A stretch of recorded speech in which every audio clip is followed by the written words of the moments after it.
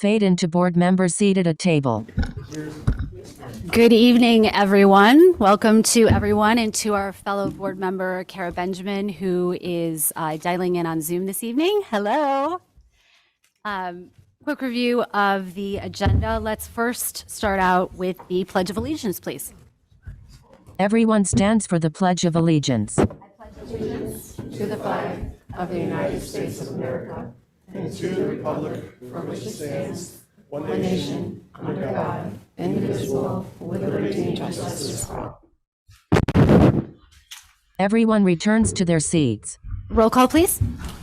Jim Batson. Here. Kara Benjamin. Here. Don Carmichael. Here.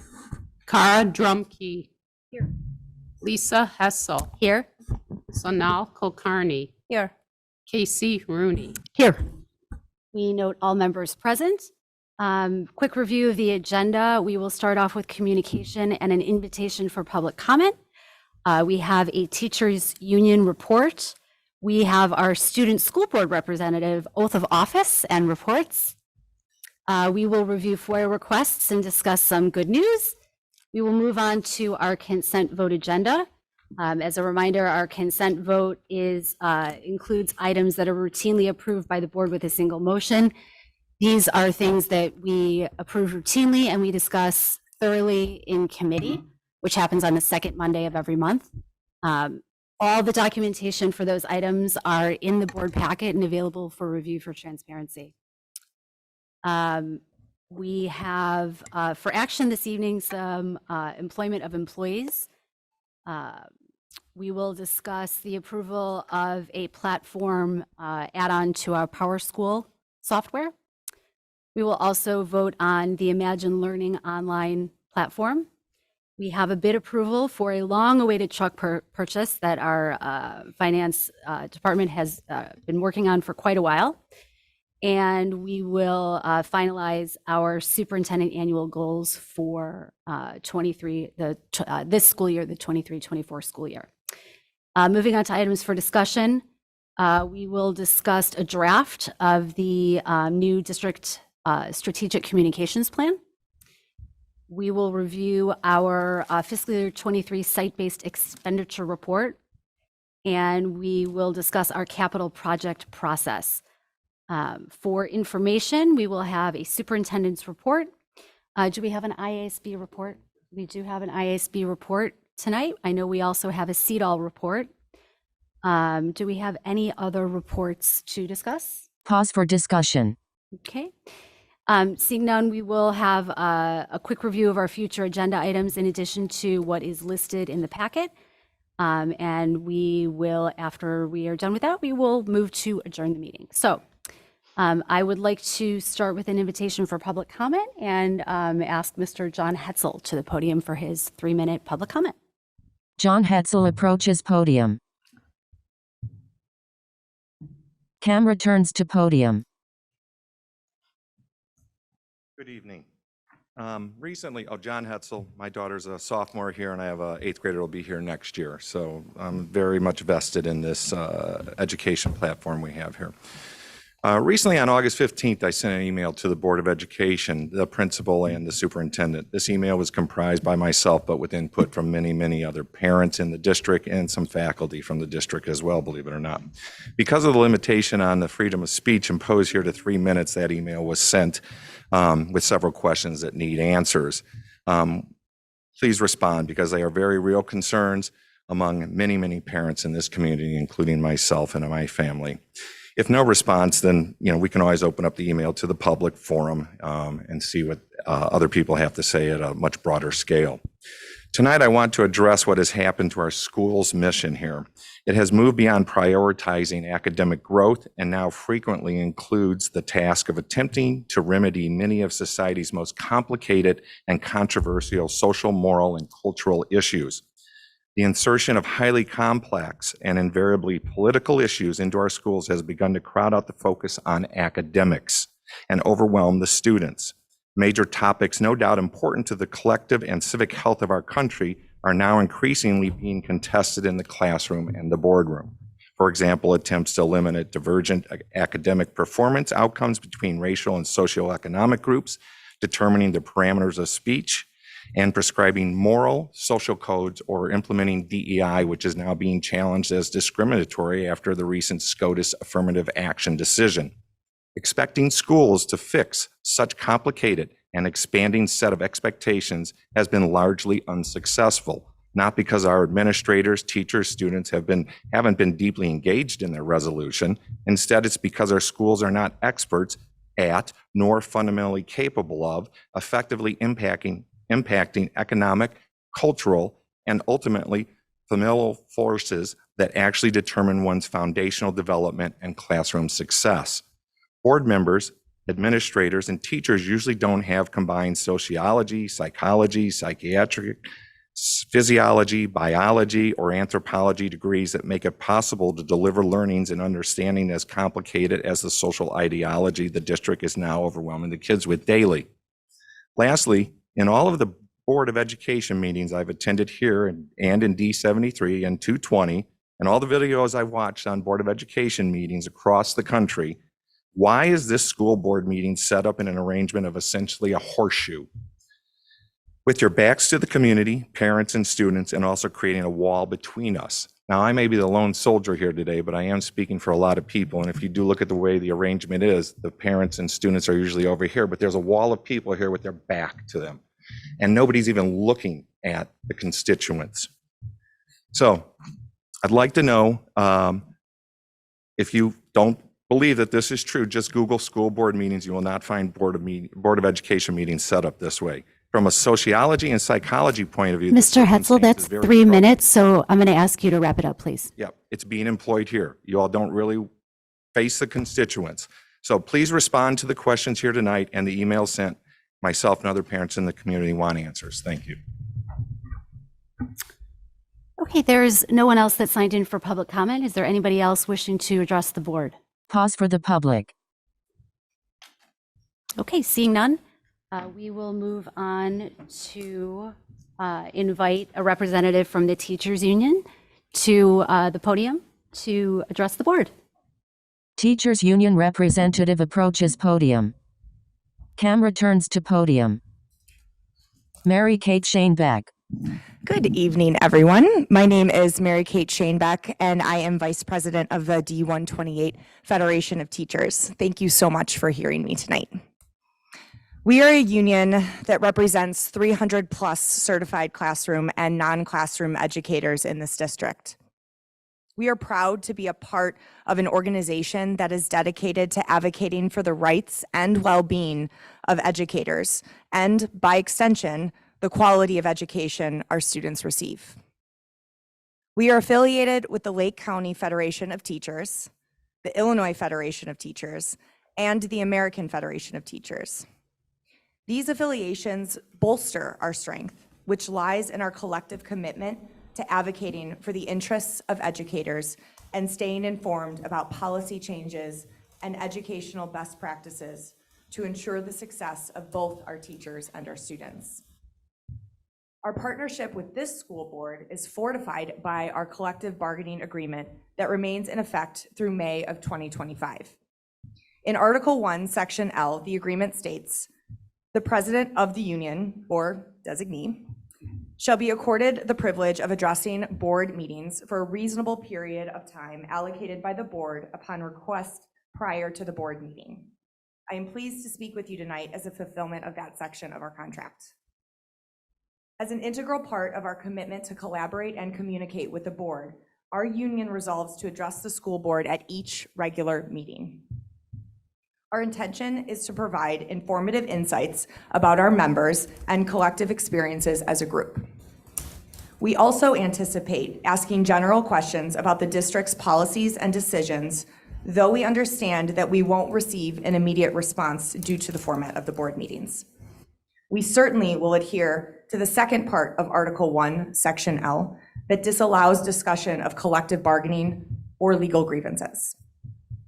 While we look forward to positive communications with district administrators at the Labor Management Committee and during all the informal conversations that happen on a regular basis, We recognize the value of establishing a direct line of communication with you, the school board. This forum allows us to offer a distinct perspective on pressing matters that directly affect our membership, to pose thoughtful questions to you to clarify details of the district's action plan, and share more about what we do and who we represent. In closing, we look forward to continuing our work together, and we appreciate the respectful way our request to speak to you has been accommodated tonight. We also want to take this opportunity to thank Casey Rooney for her service to the board and wish her well in her continued public service to the village of Libertyville. Thank you so much. Pause for next topic. Thank you very much. Moving on, I would like to turn it over to Dr. Herman to administer the oath of office for the student school board reps. Yes. Would you like to join me? in Sure. helping? Yes. So I would like to have our student board reps please join me, and I believe you have a copy in front of you. One of the things that we wanted to do this year is transition from the interview process where each of you were selected to this first meeting and making sure that the public understands the commitment that each of you are making to be representative to the Board of Education from your student body. We selected some of the oath of office that our elected board members are asked to fulfill for those that really apply to you as student board reps also.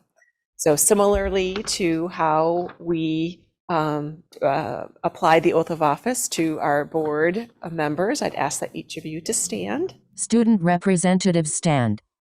Camera cuts to students. And first of all, for everyone who doesn't know who each of you are, if you could introduce your name and your school, and then we'll begin with the oath.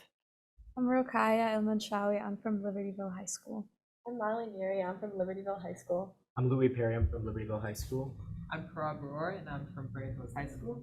I'm Maya Ravel, and I'm from Vernon Hills High School. And I'm Ruhi Subramanian, and I'm from Vernon Hills High School. Wonderful. And congratulations to the principals and some of our board members who last spring selected this fine group. Thank you very much. And so we are going to get ready. And the very first one, so it says, as a representative to the Board of Education, I shall. And we will do our best to read these in unison, which is a challenge, but I know we can do it. So we shall accept the responsibilities to represent the student body so that the Board of Education can make decisions that support the equitable and quality education of every student in D128. Okay, next. Foster meaningful communication between students, administrators, and the Board of Education, and ensure a variety of student voices and perspectives shared at the board table.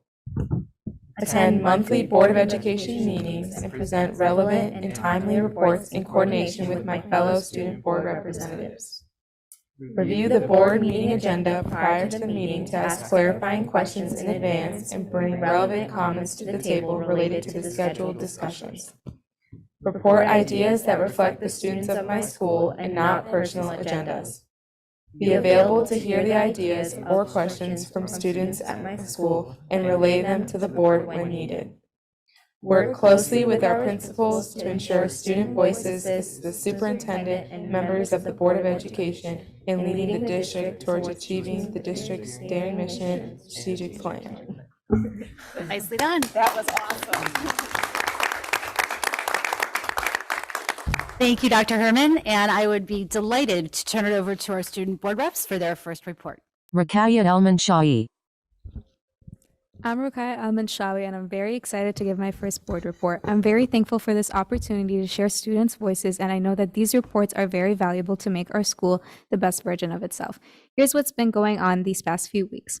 Clubs at LHS have been starting off very strong with new projects, recruiting, and planning school events. The Freshman Student Council had their first meeting last Tuesday morning with about 20 ambitious students showing up ready to discuss plans for their first homecoming dance ever and learn how Student Council works. Best Buddies, a club where people build relationships with students with disabilities, also had their first meeting on Thursday with an impressive attendance of about 45 students, including the Buddies, where they participated in speed dating and got to introduce themselves. In addition, LHS Sleeve, the Environmental Action Club, is currently working on a fundraiser where they will be selling native plants in the school. Proceeds will go to restoration efforts in the courtyards and around campus. The Muslim Student Association, a club where Muslims at LHS get together as a community, also had their first meeting last week, where they played Pictionary and introduced themselves. Overall, a great start to student involvement around the school as club recruitment continues to improve. Apart from these clubs, new ones are also being founded and starting up this month. Jewish Cultural Club, founded by seniors Caroline Trobe and Catherine Coronis, is for anyone who is interested in learning more about Jewish culture.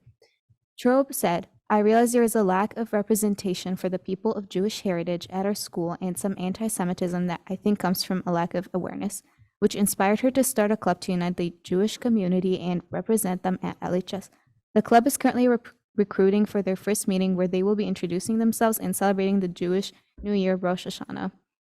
Speaking of club recruitment, LHS is having its annual activities fair this Wednesday, where students are invited to sign up for LHS activities. Link Crew, the program that connects freshmen with upperclassmen leaders to help their transition into high school, is dedicating a day so all freshmen get the opportunity to sign up for clubs, sports, and student organizations during their lunch periods. New classes such as data science and AP pre-calculus are just starting up this year, with multiple periods offered due to the number of students who registered for these classes. As one of many data science students, we are currently working on a data visual presentation after gathering data over the last 2 weeks. Although it's only the beginning of the year, I can tell that this class will be very useful in the future, and it also allows for a chance to teach students about a new field in mathematics. AP pre-calculus students are currently adjusting to the AP style of math, as this is the first AP math class for many. Junior Syra Abraham said, "It's a rough transition from Algebra 2 honors to an AP math course because it's a lot of independent work without much guidance. But even then, she looks forward to this new experience and knows that she will learn a lot from it." Another new addition to the LHS curriculum, Spanish for Native Speakers, offers a great opportunity for native Spanish speakers to learn Spanish more deeply, like how they speak it at home, instead of learning it as a second language. It's great to see students experimenting with the new classes offered at LHS and see where it takes them on their academic journey. Thank you. Molly Neary. Okay. Hi, I'm Molly Neary, and I'm super grateful to be able to represent LHS this year on the school board, and I'm excited to see what this opportunity will bring. Even though school officially started on August 14th, many students began school-related activities beginning on the 9th. Juniors and seniors chosen to be a part of Link Crew, LHS's freshman mentor program, began training with icebreaker activities and learning the importance of peer guidance. Their training concluded with freshman orientation, in which they led their groups through a series of team building and school spirit activities, building tours, question and answer sessions to help prepare them for the year. Since then, freshmen have met up with their Link Crew leaders twice a week to continue acclimating. Freshman Mary Minogue said she felt that the start of freshman year has been amazing. The LHS community has such amazing people to help every step of the way. Sports also started practicing on the 9th, while competitions began last week. Starting with the hype of the week, on Friday we had our first home football game for the season. While our team played their hardest with Wildcat Productions capturing their highlights, the student section gathered wearing all orange in the stands. Section leader Bridget Graham notes how the Cats really pulled up and brought their spirit, packing the stands and giving it their all. The team felt this electric student section, and they're excited for the rest of the games. Varsity running back Charlie Clark shared that he was very proud of how the team played Friday, as the team has a good base to work with this year. Girls tennis had their first home match as well, with many of the singles and doubles players finding success. The girls and boys cross-country teams competed across the street in Vernon Hills on Saturday, with the boys taking second and the girls taking third. The team hopes to grow their student section this year, made difficult by hosting only one home meet. After a very strong start to the season with a 2-1 comeback victory, varsity boys soccer player Oliver Allen shared that the boys are really looking good as far as bringing back the LHS soccer legacy this year. They look forward to their first home game Thursday. The LHS golf teams are swinging back into action as both boys and girls had multiple competitions and lots of accomplishments. Finally, girls volleyball had their first home win. 3-year varsity player Jamie Marquardt recounted the game, saying that it was so much fun as the Cats brought a huge student section who brought the energy. She looks forward to playing in front of big crowds for the rest of the season. As the back-to-school excitement settles down, we look forward to all the greatness both freshmen and athletes will bring to LHS this year. Louis Perry. Good evening, my name is Louis Perry, and I want to first start off by saying thank you for the opportunity to serve in this position as school board representative. I'm very excited to work alongside you all and to share the valuable student perspective throughout this year. Starting off, I'd like to discuss one of the first events that occurred this year, which was the senior festivities on the Sunday night before the first day. The Student Activities Committee helped to bring seniors together for Sundays, a sunset, which unfortunately didn't make an appearance, and just fellowship amongst classmates. Ella Diamore, a senior, said, "It was a time where our entire senior class was able to get together as a whole. It allowed me to hang out with my friends and classmates I haven't seen in a while talking and eating Culver's ice cream. It was definitely an exciting wake-up call for many that this would be their final year at LHS." The next morning was the senior tailgate, an unsponsored LHS activity where students show up in their senior shirts and have the opportunity to throw shaving cream, water balloons, and just start the year with an exciting memory. Mia Colton, a member of the Student Council Executive Board, said, "I felt like it was a celebration of how far we've come and the beginning of our class taking on traditions that come with senior year." She also said, looking to the future classes, "I hope the juniors in the grade below us are as excited as I was looking to the seniors that came before me." Another activity that started very quickly the first week of school was the theater musical auditions. The dance audition, which featured a short piece from a longer piece of choreography taught by Mrs. Brown, started right after school on the first day. Students, freshman to senior year, came together for either their first or even their last musical at LHS. Junior Ren Fry, who will play a main role this year, said, "I like the environment at auditions because you can feel the energy of the group buzzing in the air. Everyone's really excited and nervous." She also said that her favorite part of the process is getting to show directors what you can do, and auditions at LHS are super fun. The dance audition was followed by 2 days of singing auditions and then a callback where directors had students come back and sing show-specific songs or read for different characters. Once the cast list was released over the weekend, it seemed like the show was finally coming together. I will also say as a member of the cast that I'm very excited to be a part of it, and I cannot wait to perform for an audience. Lastly, the hall pass and cell phone policy has struck many conversations this year from both underclassmen and upperclassmen. Although it has been a policy implemented at the school in the past, it is now being executed more strictly. Senior Jenna Badawai says, "I do not mind the phone policy as most teachers are flexible with it. I understand keeping your phone away during work, and most of the teachers allow me to use my phone during free time."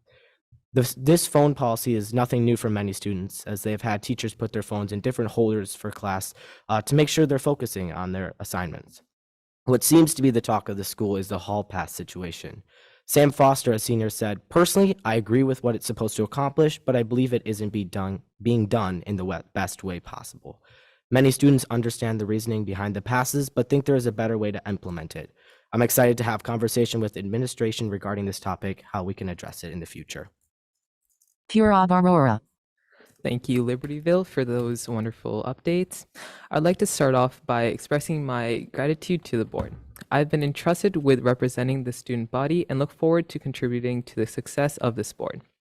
Starting off, I'd like to recap the summer activities. Firstly, Future Business Leaders of America state winners attended the FBLA National Leadership Conference held in Atlanta, Georgia over the summer. There, they had the valuable opportunity to network with others, attend insightful workshops, engage in infamous pin trading, visit Atlanta must-sees like the Coca-Cola Factory, MLK National Historical Park, Centennial Olympic Park, where they attend the FBLA-held block party, and Georgia Aquarium. After recharging at the Candler Hotel and competing at the Georgia World Congress Center, VHHS students Cameron Keogh, Sahana Kartavel, Emily Hoffman, Matthew Ju, Neil Modi Deshmukh, and myself all placed in the final round within their respective events. Furthermore, FBLA President Kandar Vidya shed light on club member experiences, with one member stating that FBLA had helped him and others to develop their presentational and professional business skills. He also stated he was grateful to be able to create relations with people from all over the country and with diverse perspectives and backgrounds. One common thing he noticed among members was that many of them met up with out-of-state friends that they had made through FBLA in the previous years. With that being said, on behalf of the FBLA team, we'd like to thank the board for investing in this opportunity of a lifetime, which provided many great experiences and contacts for high school students. While the summer was a blast for the FBLA team, the Vernon Hills class of 2024 kicked off their first week with the Senior Sunset held and organized by student Caden Pasaris. Through social media, participants were encouraged to bring their friends, pets, games, and food to Century Park, where they later watched the sunset together. Many could be seen playing spike ball, laying in the grass, and socializing with their peers. Upperclassman Judy Haramath, who attended the event, said, "I thought It was a great way to bond with the grade and carry on a tradition that had been celebrated by many other senior classes, with it being a tremendous way to end the summer and start school. Many seniors reported similar experiences according to a form sent out to the 200 attendees, in which 97% raved for similar events like Senior Field Day and Senior Sunrise being just some of the top picks. Additionally, Student Council held kickoff this last Saturday, in which nearly 800 ticket sales were made and over 67 seniors participated in the lip sync competition. One member of the winning team, Fight Club, said that it was a thrilling experience to be able to come together with friends to practice and perform something funny and lighthearted for the rest of the student body. Lastly, the College Resource Center held a mandatory transcript workshop for seniors to aid them through a college application process that can sometimes be tricky for students. For many, this was a great introduction to the basics of what goes on into requesting a letter of recommendation and how to navigate the Common App. Ruhi Subramanian.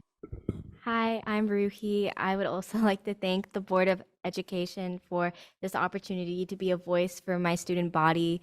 Dr. G, Ms. Herman, and Ms. Hessel, I'm so thankful for being able to communicate with you all and having a role in District 128.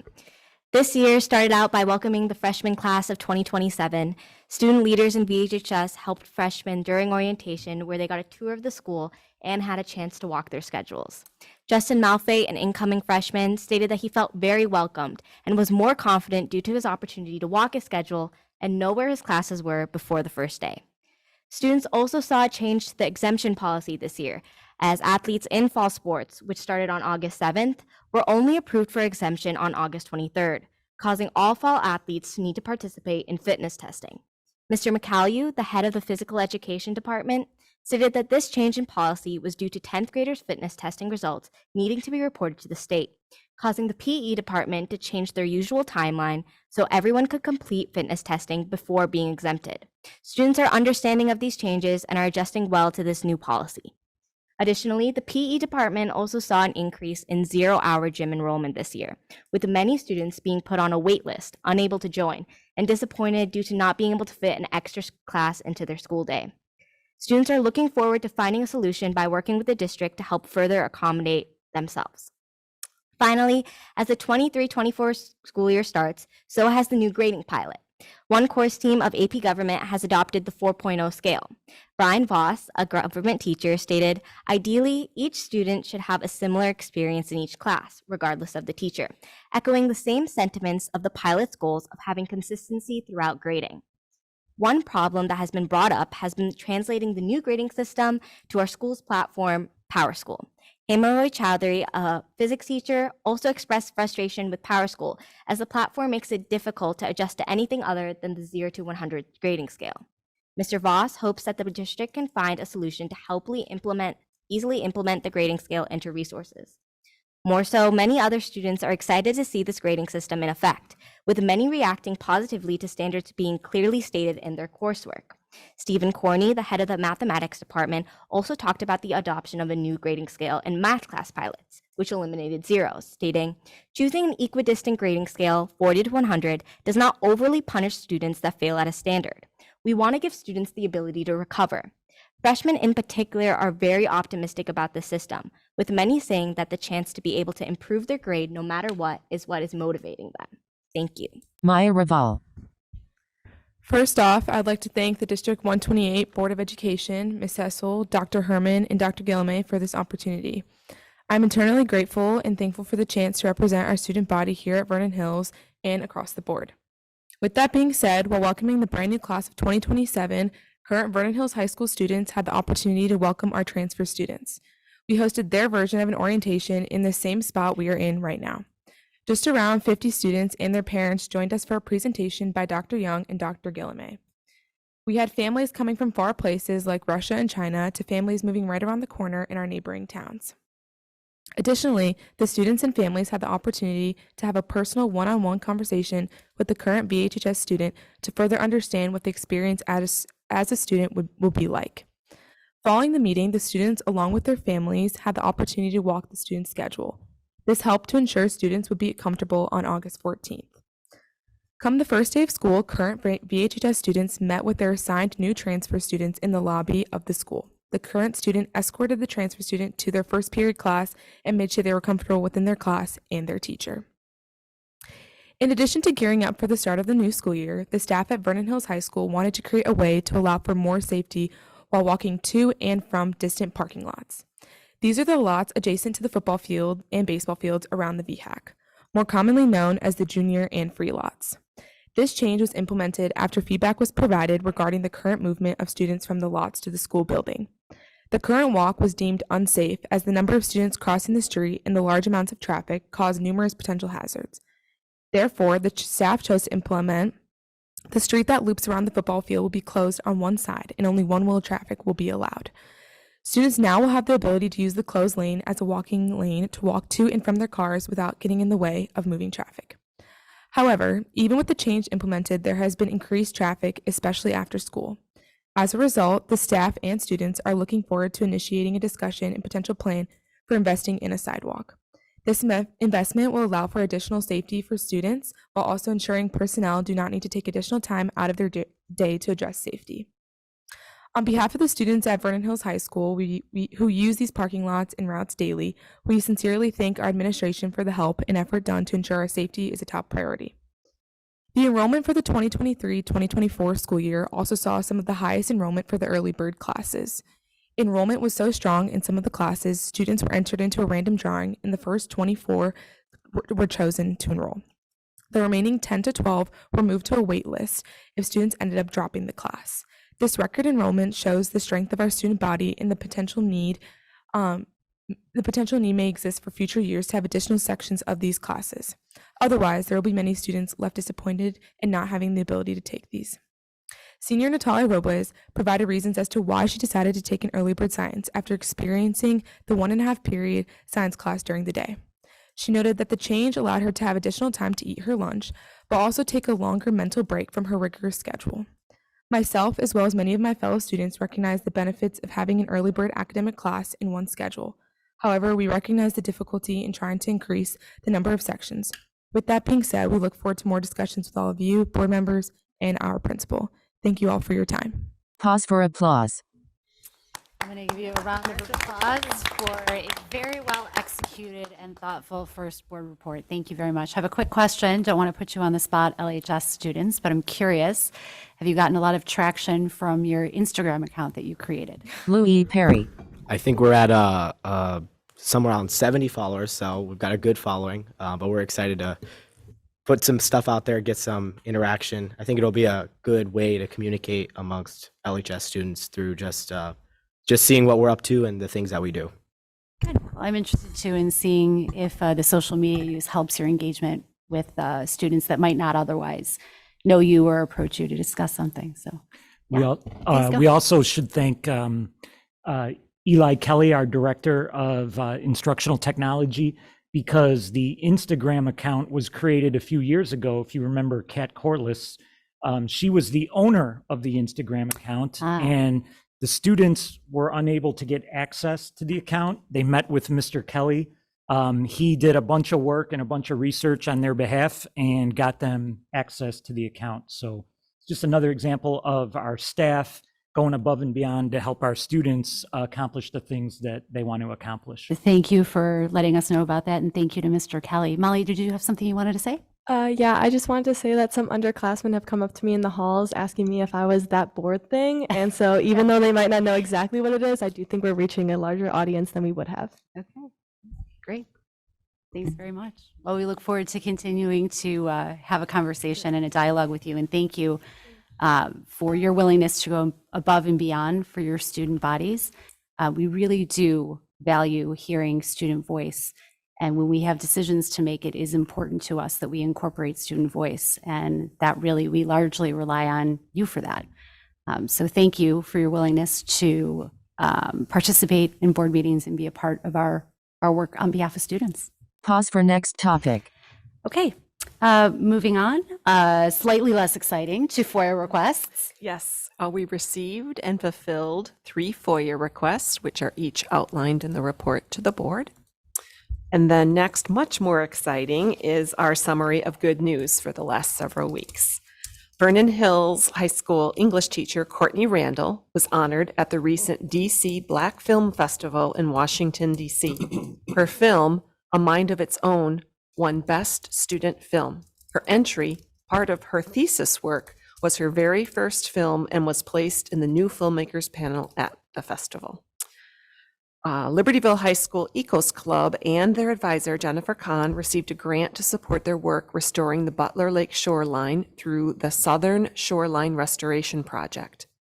To prepare for a cleaner energy future and make necessary improvements to natural habitat and open green spaces, ComEd and Open Lands awarded 25 one-time grants up to $10,000 each in the 2023 Green Region Grant Program. The winning grants will support nature preservation, mitigate climate change, and provide safe habitat for pollinators and other wildlife. The winning LHS grant will help in replacing invasive plants with diverse native plants that are recommended for ecological importance to benefit pollinators and wildlife. And having went on a walk around Butler Lake last week, the plantings are doing amazing. And just again, kudos to the students and to Jennifer Kahn for all that work. Next, D128 Communications Director Mary Toderick received an award of merit for distinguished achievement in the category of special purpose publications in the National School Public Relations Association 2023 Publications and Digital Media Awards for the D128 Strategic Plan book. The awards were celebrated at the NSPRA National Seminar held last month in St. Louis. Two more pieces of good news. We have the Marching Wildcats ended the 2023 band camp on August 4th, wrapping up a great week of rehearsal to prepare for the fall football season. The annual band camp change drive raised a record-setting $8,500 in donations that will benefit the Northern Illinois Food Bank. And finally, Libertyville High School Athletic Department and their second annual Cats Care Camp raised $5,000 for Make-A-Wish Illinois. During the August 4th event, over 200 K-8 students from the community traveled through 6 stations led by Libertyville High School student athletes and coaches, including lacrosse, soccer, cornhole, spike ball, basketball, kickball, and an obstacle course. More than 100 Libertyville student athletes volunteered to run stations and be group leaders. The event was organized by dance coach Casey Dugan, cheer coach Aaron Vance, and athletic director John Woods. And that is our good news for the month. Excellent. Well, good job to the Libertyville Athletic Department and Cats Care Camp. That's a significant amount of money to raise for a very good organization. So kudos to them for that. Before we get to the consent vote agenda, were there any items that board members wish to remove from the consent vote agenda tonight? Okay, seeing none, we need a nomination, not a nomination. We need a motion to approve the consent vote agenda is listed, please. Carmichael, so moved. Rooney, second. Thank you. Any discussion? Pause for discussion. Seeing none, roll call, please. Batson. Aye. Benjamin. Aye. Carmichael. Aye. Drumkey. Aye. Hessel. Aye. Kulkarni. Aye. Rooney. Aye. Okay, motion passes. Moving on to items for action, I will turn it over to Chairman Batson to take us through items A, B, and C that came out of the Program and Personnel Committee. Thank you.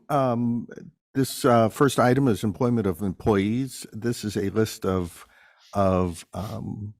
employment replacements, resignations, typical of this time of year when things are moving to get our schools back in order.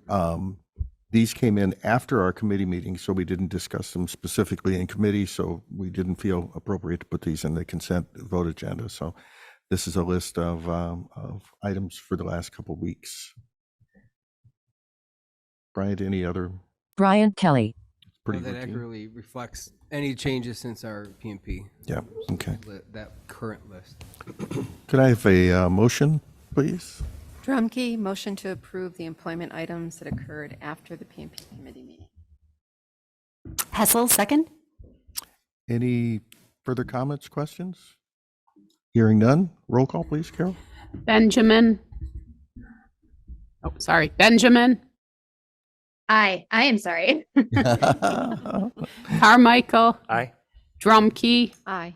Hessel. Aye. Kulkarni. Aye. Rooney. Aye. Batson. Aye, motion passes. Next on the agenda is Power School, a unified talent platform that integrates with our Power School system. Brian, did you want to give a brief overview? Again, we discussed this at PMP a couple weeks ago, but we are looking to, currently we use Frontline system for 3 of our platforms. So for our substitute teaching platform, professional learning for our staff, and then applications and tracking on onboarding for those that are applying for jobs. We would like to move away from the Frontline education platform and move to Power School. We currently use Power School for our student information systems. Over the years, Frontline has not been supporting us or a lot of schools. Schools have moved away from Frontline for some of their systems. They might still be using Frontline for the applicant part, but then they're using a different system for their substitution part.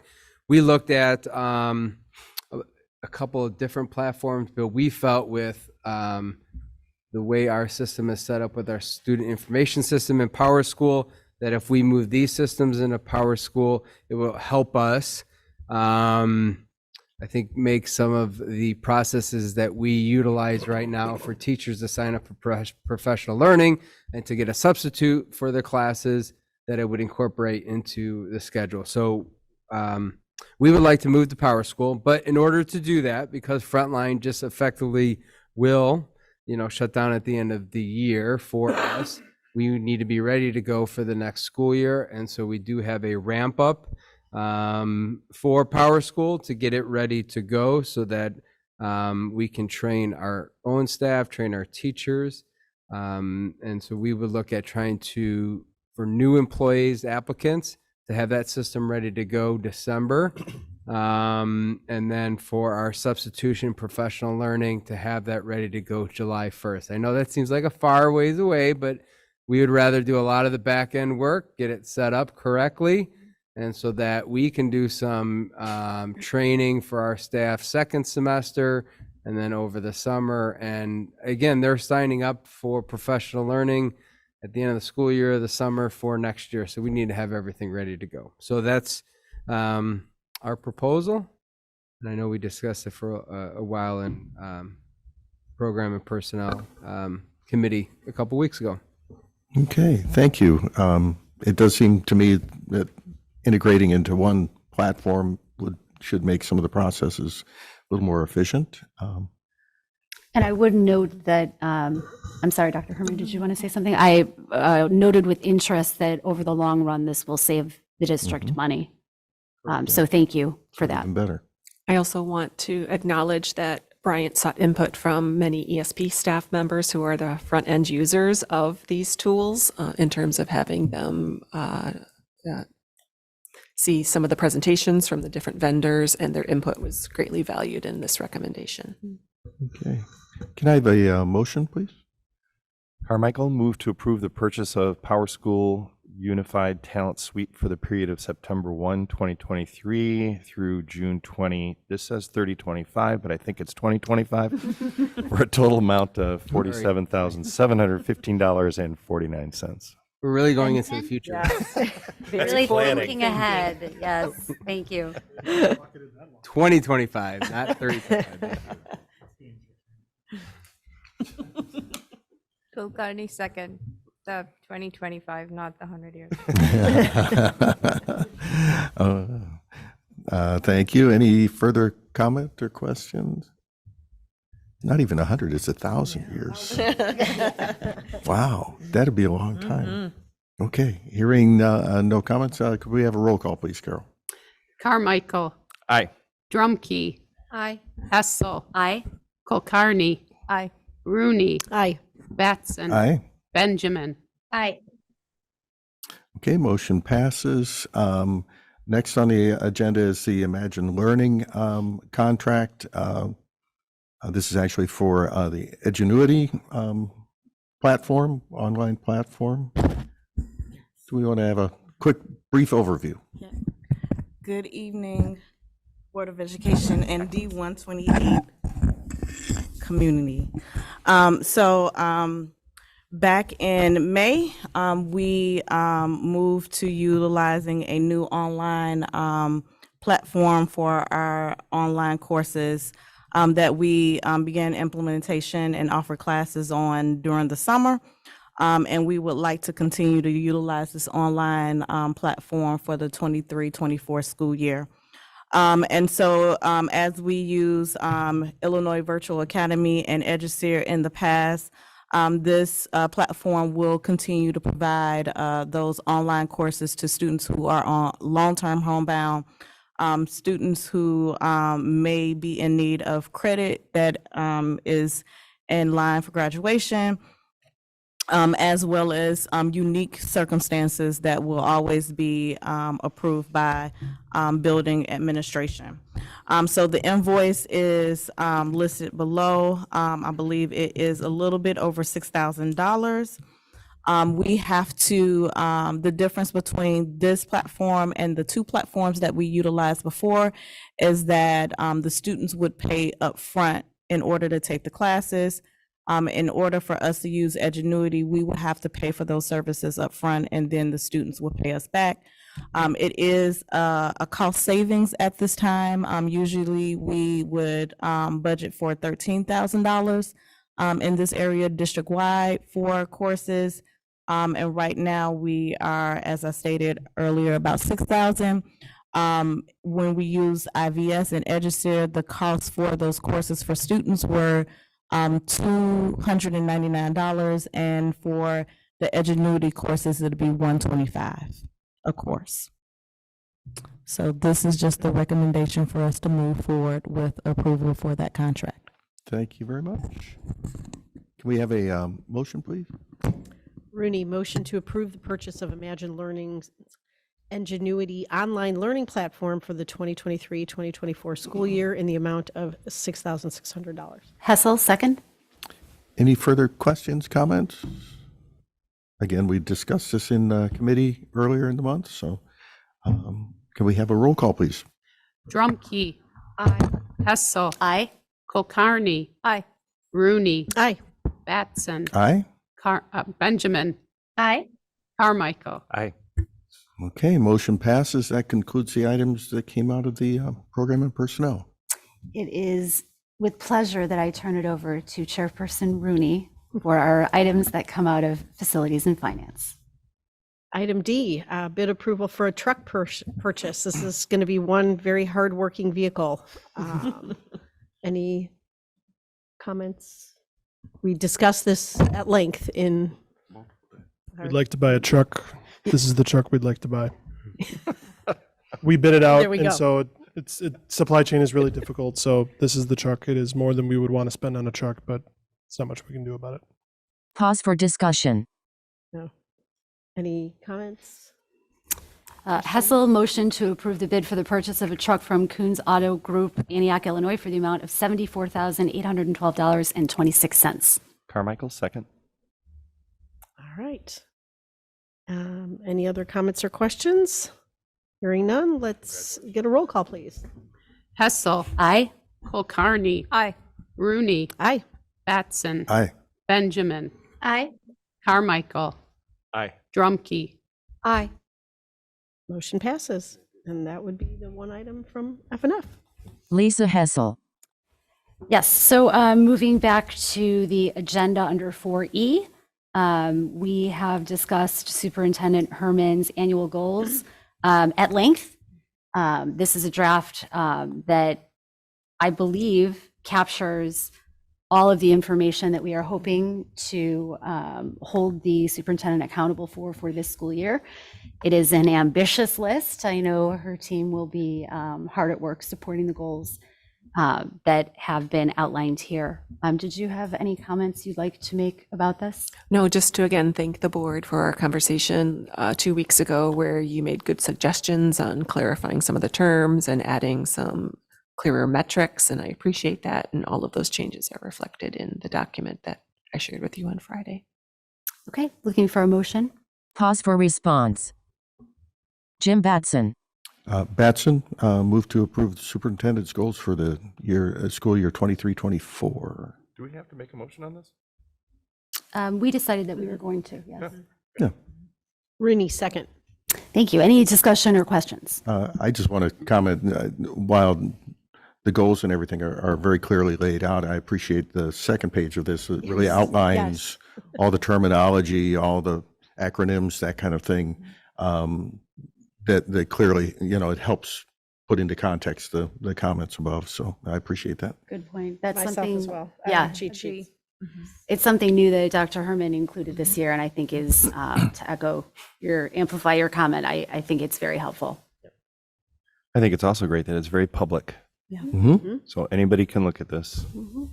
Yes, after it's approved, it will be posted on the district webpage tomorrow or Wednesday. We'll see what we can do. But yes, it will be posted under the superintendent's page.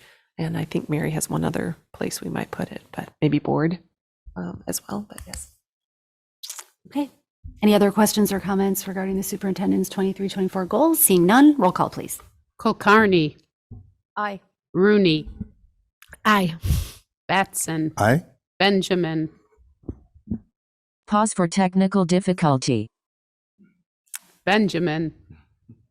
Sorry, I'm having a signal issue, I think, but aye. Okay. Carmichael. Aye. Drumkey. Aye. Hessel. Aye. Motion passes. Thank you for the very good work on that. Moving on to items for discussion, I will turn it over to our Director of Communications, Mary Toderick, for discussion of the draft of the D128 Strategic Communications Plan. Thank you, Lisa. Mary Toderick. It's been a busy month putting together all of the information that we received in the report from our communications audit that we had at the July meeting. And I've provided a draft of the plan. I'd like to give a little bit of background information for anyone who's listening that may not be familiar with the process that we underwent last spring. We contracted with a strategic planning group known as Jeskalka-Turman, and they did a full analysis of everything that we do in terms of communication, the tools that we use, the audiences that we reach, just a full-blown analysis of everything. And they came to the meeting, oh, and I'm sorry, I should add, they also did a survey of students, parents, and staff. They did focus groups, and they did interviews. So they took all of that information, came back to the July board meeting, and provided us with recommendations for the plan that we're going to look at tonight. Pause for slide. The audit recommendations, as you can see on the slide, there were 8 main recommendations. The number one being improving internal communications. They referred to this as a tale of two cities because in their research on the district, they found that while our parents and our students were generally very happy with the communication that they received from the district, the staff felt very differently. So they wanted us to, they wanted us to put a lot of emphasis, time, and resources into improving our internal communications. The other recommendations that they shared were developing tools and templates for committee protocols, developing the strategic plan that we're talking about tonight, looking at tone, voice, and content in terms of our communication and making it more personalized, more genuine, especially to our staff, looking at our media relations, our social media, our website, and having an additional support for communication. Pause for slide.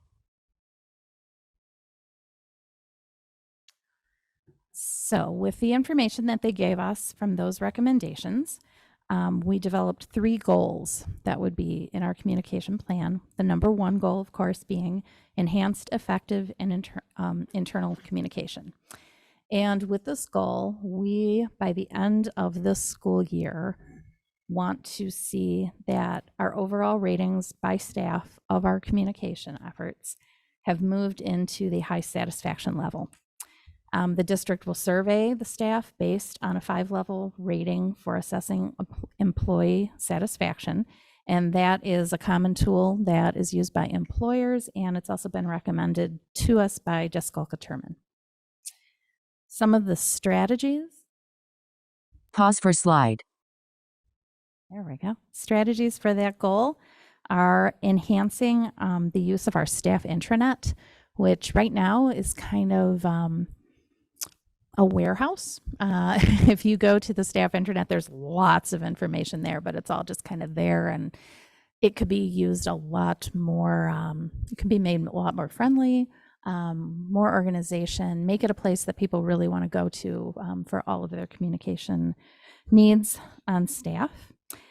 Developing systemic tools for the communication efforts for staff, and consolidating and revamping our staff communications. So not only making it more friendly, more a more friendly voice, but making it less cumbersome for our staff. So you're not getting 20 emails in a day. You're getting them in a different packaged format so that it's your inbox as a staff member. That doesn't become your archive that you have to search through for all of your communications. Our second goal. Pause for slide. Our second goal is to develop a D128 strategic communications playbook. And a playbook is something that a lot of districts have that we've received some exemplary examples, is that of how to put this together so that everyone in the district understands how our communications works, what our strategy is, who does what, when they do it, what the template is, what the tool is that you use. And so that the strategic playbook would make everyone a part of the communications, which truly, I mean, I have the title, but really the communications effort of the district is everyone who works here. So the strategies for that part of the plan, are to pause for slide. Thank you, John. Establishing D128 communication protocols, developing an editorial content calendar and communication schedule. So everyone who does newsletters and communication knows what different themes of the month will be, what deadlines for different publications will be, and what everyone else is doing, coordinating our efforts, and developing guidelines for major rollout of major district announcements. And that was something we heard loud and clear during the focus groups and the surveys from staff last year, that they weren't always sure who was speaking for a rollout, what feedback was needed, what the whole process was going to be. So we're going to work on making that a more strategic goal. Pause for slide. Number 3, thanks, John. Our third goal is to enhance and rebuild the D128 websites.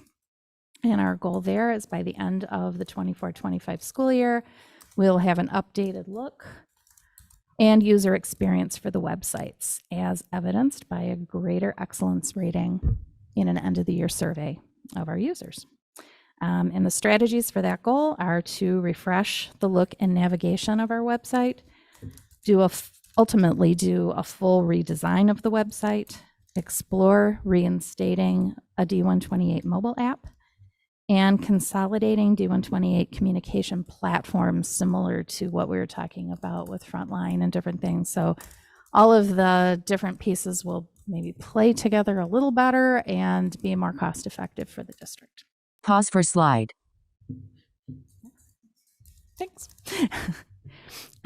For the evaluation of the plan, We will be doing things throughout the year to sort of benchmark where we are with staff regarding communication. We'll be doing some mid-year focus groups with staff, talking about the communications that changes that we've implemented at that point to see how we're doing with them and what impact those are making. We recently contracted with Qualtrics, and we want to use that platform as a tool for ongoing methods of communication and tracking and dashboards, and so everyone knows where we stand with communications. And we will analyze those findings, adjust the communication plan, and share an update with the board in July of next year so we can move forward. The years on this current plan align with our strategic plan because it will be supporting that plan as well, obviously. So we will be adjusting that throughout the span of the strategic plan. And there were 4 things I just wanted to mention briefly that they talked about, Jaskulka Turman talked about, in order to free up time so that new things can happen and we're not able to hire someone immediately as a support for the communications department. We are pausing Twitter and the podcast. They recommend that we are still proactive with media relations, but not putting out any more proactive story pitches than we already do. Making e-paw prints either biweekly or monthly so that it's not only consolidating, but it's one less thing that people have to look at every week. And laying the transfer of overseeing the content of the website from the IT department to the communications department. The plan that I gave you has all of the nitty-gritty 15 pages of details, and I did not want to read all of those to you tonight. But if I can answer any questions on anything, I'd be happy to. Lisa Hessel. Just a procedural note, will you put this presentation in the board packet so that it's available? Absolutely. Because it's a really nice summary, especially of each goal and the bullets that come under each of those 3 goals. And yes, I will. Yeah, thank you. Don Carmichael. When will the staff start noticing changes? Tomorrow. All right. We are working, one of the pieces that we were charged with improving is the board highlights publication that goes out. So they will see that tomorrow, maybe Wednesday, but we're hoping for tomorrow. Soon? Yes. Okay. And then how are you getting feedback from staff on how things are going? Like, I know you're going to survey them in the fall, but you're going to be talking to staff along the way. Oh, absolutely. The plan is to do some focus groups, maybe mid-year, once we've had a couple months to put some of these things into place so we have something to ask questions about. And then at the end of the year, we would do another survey. And I see us also maybe using Qualtrics as a method of developing a feedback piece where people could just continually tell us what they're thinking. Right. And people are telling me what they're thinking in a really good way. They seem very appreciative that we're looking into this, and I've had several teachers reach out to me and give me ideas, and it's been good. Dr. Denise Herman. I think one other place, a channel for us to get feedback and information would be at our monthly labor management committee meetings also. Just in general, the areas in which the staff would like more information, or maybe some things are unclear, that can be brought to our attention there, and then we could make sure we share that with Mary. Okay, thank you. Pause for discussion and questions. Yeah. Thank you. Thank you. Lisa Hessel. Thanks, Mary. Very happy. I thought I didn't want to. Yeah. Yes, please. There's And I one also- thing, if you could give an update sort of more regularly, it sort of said we'll get an update in a year. If there is an opportunity to give an update on just how things are going, sure. that would be great. And just an idea here is, and this at work, I also get lots of information published, and more often we end up just put it into a folder and say we'll read it and never really do. If there is a way for people to sign up for what they are interested in, maybe it'll be a more personalized view of information they get versus a blast of stuff everybody gets. Oh, so a subscription sort of. Yeah. I can definitely look into that. Thank you.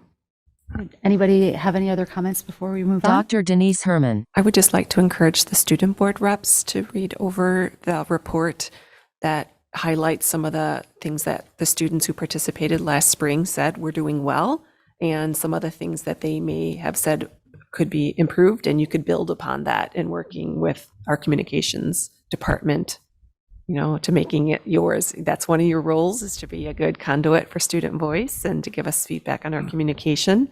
So you're invited to please continue to build upon that feedback. And may I add one more thing? I'm sorry, that reminded me. We talked about crowdsourcing information the last time we were here.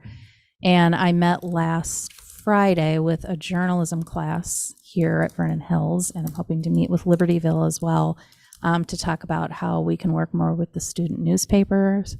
And also, we're looking at some systems that allow anybody to more streamlined go into a system and feed information to us so that we can approve it and share it out or do different things with it. So would an example of that be like a student has some project that's going on in the classroom and they're able to document that and share it with you so that you can edit for whatever you need to do? Same with a teacher. If they wanted to talk about what was going on in their classroom, they could also provide that information. Exactly. Or a sports team, whatever it might be.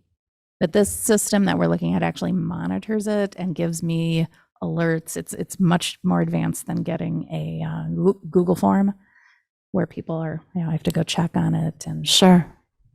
So more to follow. Right. Pause for discussion. Thanks. Okay. Anybody else have anything they'd like to add? Thank you very much, Mary. Very exciting. Pause for next topic. Lisa Hessel. Next on items for discussion, item B is the fiscal year 23 site-based expenditure reporting, and I will turn that over to Dan Stanley.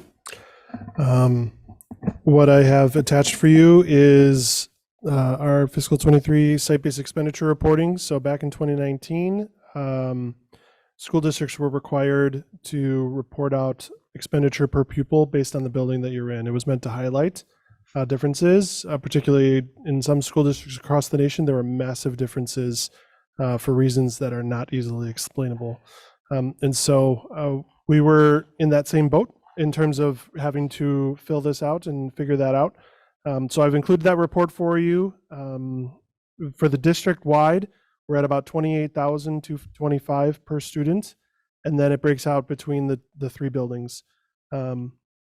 For Vernon Hills and LHS, that's something we've been watching over the last couple of years. Vernon Hills is more than LHS by about $881. When I dig into the details of why that's different on a per student basis, there were really 4 areas that popped that had a meaningful impact on the number. There's probably a million little reasons, but the major reasons are included in the report. 2 of them, the first 2 were the largest reasons, and they were the largest reasons last year as well. And so they probably will be the largest reasons for the foreseeable future. The first is 2 high schools have different student bodies, size student bodies. Call it 1,400 at Vernon Hills, 1,900 at LHS, but the same number of principals, for example. So we both have a principal. We're not going to have a 0.23 principal. That's just not how it works. So the same number of building administration at LHS versus Vernon Hills, but there's less students. So the dollars that we spend per administrator per student is higher here. But that was known and actually intentional from the day Vernon Hills was born. And so that exists to this day. The second one is transportation. There are more bus routes at Vernon Hills and more students ride the bus at Vernon Hills. One example is this is a corporate park that is in, and so there's not a neighborhood people can easily walk to. LHS is right in the middle of a neighborhood. That has an impact, I'm sure. There's 2 other reasons that were new this year that popped this year that I did not notice in the data last year. One is that for fiscal year, so this is last school year, there were more FTE for pause and freshman transition programs at Vernon Hills versus the pause and link crew programs at LHS. These are programs supporting students that need some more help, and with more FTE at Vernon Hills versus LHS and less students at Vernon Hills than LHS, that added to the math. And then classroom aids. At Vernon Hills, there were more EL aids, World Language Lab aid, and then PE and lifeguard aids at Vernon Hills than at LHS. And same reason, more FTE but less students has the impact on those numbers. So we're seeing that difference in Vernon Hills, and I think it's a debate about whether what should be appropriate or what, but that's what the numbers are. And so what we've seen is a progression over the last few years of slightly more money being spent at Vernon Hills, which if you look at the needs of the student body, does that make sense? Yes. We don't know when we'll be done, but we're continuing to move in that direction. So that's the comparison between Vernon Hills and LHS that we've been looking at for several years now. A new one was transition pathways. So that was new. Never reported that before as a site. Wasn't sure how the numbers were going to show up, but we did have those numbers now. And so that showed up at just under $46,000 a student, which is notably higher than $28,000 a student. And so for me at that point, I wanted to know two things. One, how does this compare to what we expected to happen? And then two, like, how does this compare to other districts that have programs like this? Are we in the ballpark? Or give me some context to it.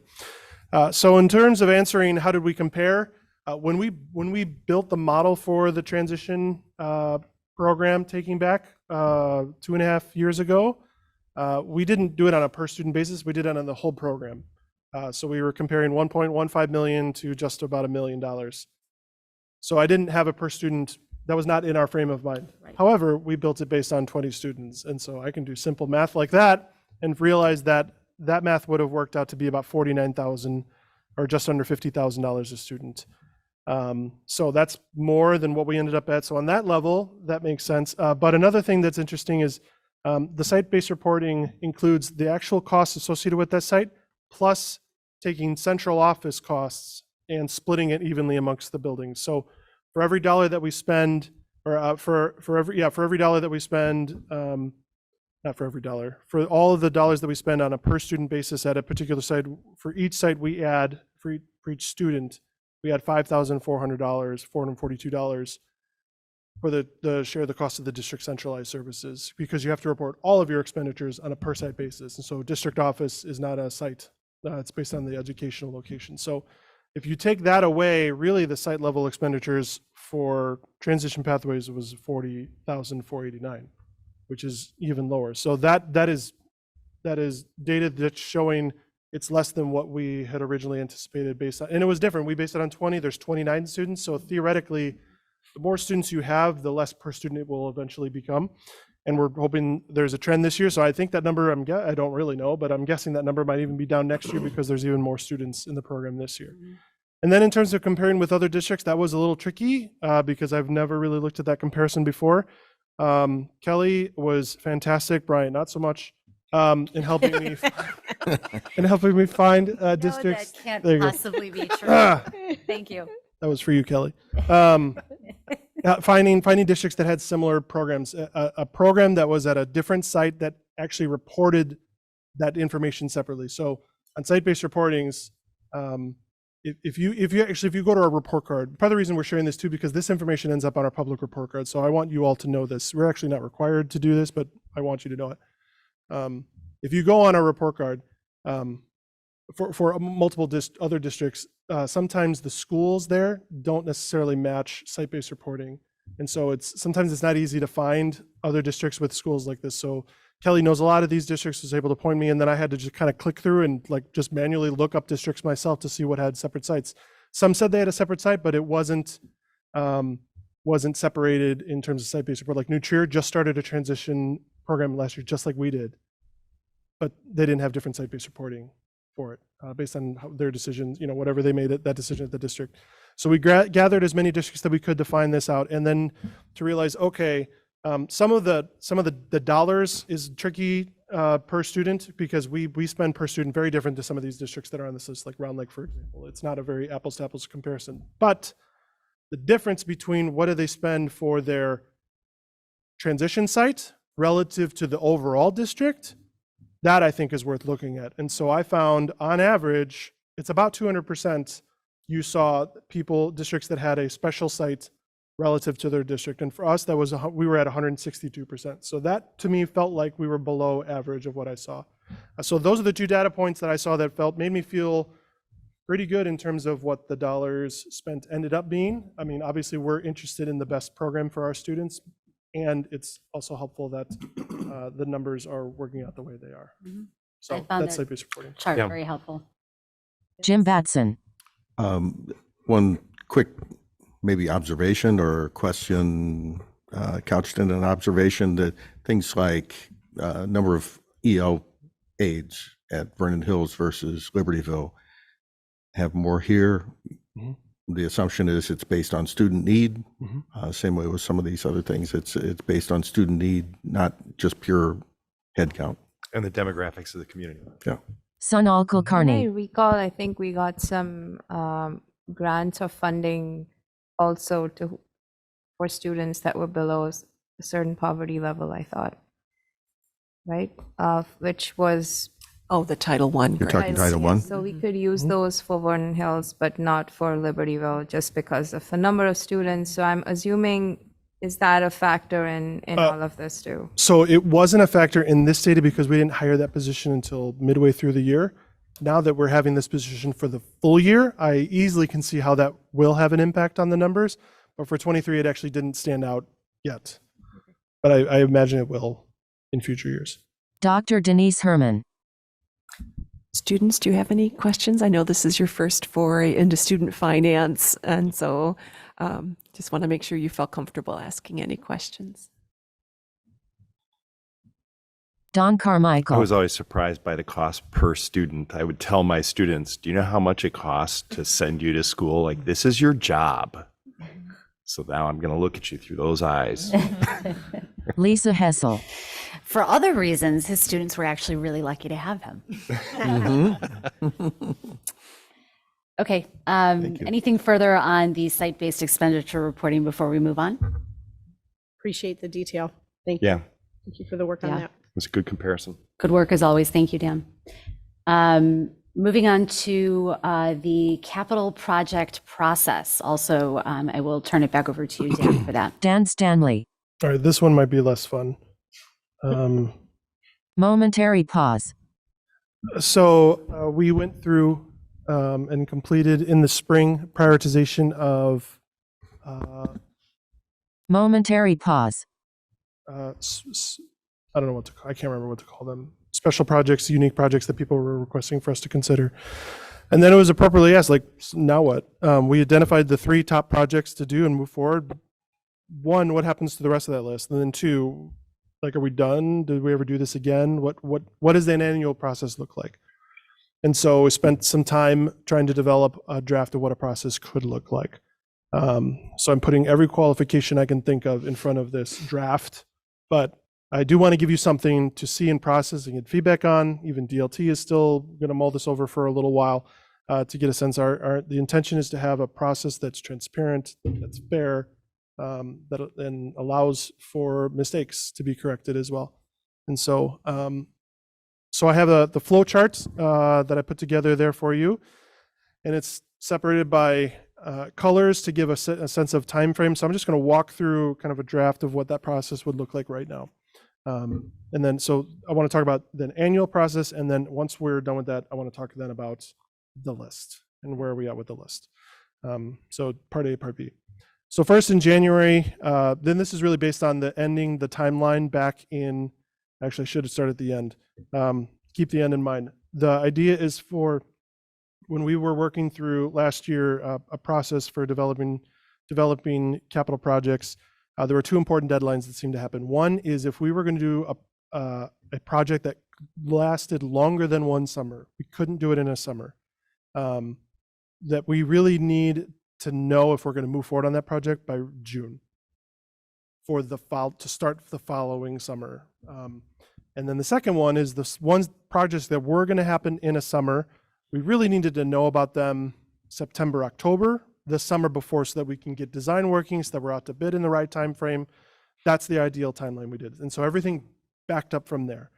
And so we wanted the end in mind to come to the board. Well, before it goes to the board, we want DLT time to process this and go through that. And every single one of these steps, there's more to flesh out.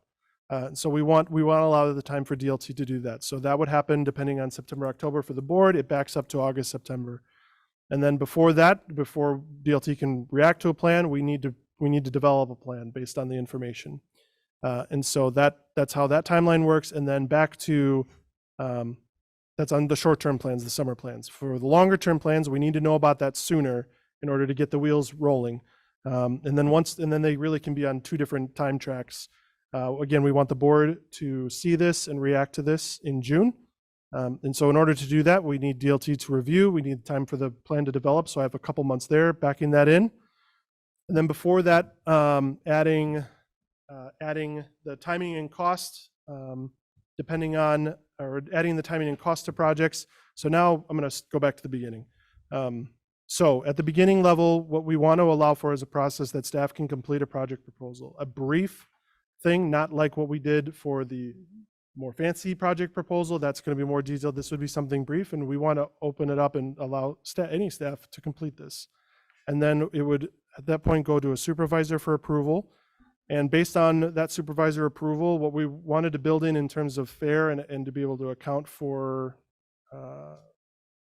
mistakes or anything else is to allow an appeal process. And so if the supervisor isn't in agreement with that, it can appeal to the next level, to someone in the building administration. And at that point, if really the building administration and the supervisor don't feel comfortable with that project, the sense we have now is that project would be done. But if it did, it would move forward to the next process and to the next layers of the organization. I'm sorry, I saw your finger. Yep, I was just wondering, what criteria does the supervisor use to approve or not approve? That's a great question that we don't have an answer to yet. Okay. This is a draft. But that's a great question that we want to answer. And same for every decision step along the way. Yeah. What is the criteria so that we can be as consistent as possible. So then after it goes through the various approvals, it would go to a district committee to review and then figure out what category it really belongs in. If it's a health and safety issue, or if it's about asset preservation, so we need a new HVAC unit that needs to get replaced or something like that, it really goes into Mark's bucket at that point to plan that, prioritize that, understand that, and add the different pieces of data that he needs to look at. If not, it goes through the capital project prioritization process, the process that we live through, that they'll fill out a fancier thing, committee will get together and score it. That would happen on an annual basis. And so that's the point that now we're meeting in there. So it's a process that roughly would take about 6 months to do, but it's something that in order to kind of back into the timeline to have things ready by the time we intend to have them ready, this is an example of what an annual process would look like. This is not in a final stage. This is not close to a final stage, but this is a draft of kind of what that process could look like on an annual basis. Momentary pause. Did I say this was a draft? Okay. I think one. Color coding. Yeah, the color coding. That was a nice job. I used Roy G. Biv. I tried to, but I might have messed up the colors at some point. Yeah, you did a very nice job. I think one other thing that when Dan and I were reviewing this was, where does our existing list sort of feed into this? And so that might be one other question that is that part B? Which existing list? The priorities. Yes. Yep, that's part B. Okay. So before I get to there, any other questions on So part A? Or if a board member had a suggestion for a project, would that then be taken up by a staff member? Dan Stanley. That's a great question. Momentary pause. We had a different noun there before, and we changed it to staff, but I think a board member, like, we don't pay you, but dang, you're about as close to staff as you can get without being staff. So I think Lisa Hessel. I mean, that would make sense. I think we have to think about how that would work, because we have our governing protocols, and I'd want to be sure we reviewed that, see if there's something that speaks to Good that idea. already, and if we want to either add or modify our board protocols to see how something that comes from, an idea or suggestion from the board Right. either would be handled the same way or in a different way based on our governing principles. Yeah, So- maybe it comes example- through the board combined, maybe we discuss it amongst ourselves or something, And there's, perhaps we would discuss if we wanted there to be consensus that it comes out of the board and Right. becomes, because I think it's important to consider the fact that while we generally do arrive at consensus, we want to have a process where one board member isn't driving the ship, because correct me if I'm wrong, but a request that comes from a board member probably is handled in a different way than one that comes from a staff to the supervisor, from the building leadership that Right. goes through that. And I want to be sure that we're sensitive to. That's the idea of the question. Yeah, good. Like if we had decided that we wanted to have an administration building, that wouldn't come from a staff member, it would come from us. So how does that fit in? I am not suggesting that we build an administration building. Example only. but that's Just example only. That's a good example of what. But normally we wouldn't be. We wouldn't be deciding. We wouldn't, Right, we wouldn't be it would be a suggesting. recommendation that would come from administration. And I want to be sure that we're very cognizant of what the role of a board member is Right. versus what the role of the administration is. Because normally those type of recommendations come from admin and then we consider it as a board and we've got a process for that. So let's, in items for discussion, let's decide in committee how we discuss this further. Take out our board protocols and decide if it's already in there, if it's something we need to address. Good point. That's a good point. Where I was trying to layer this in my mind is, where is the budget timeline go versus this?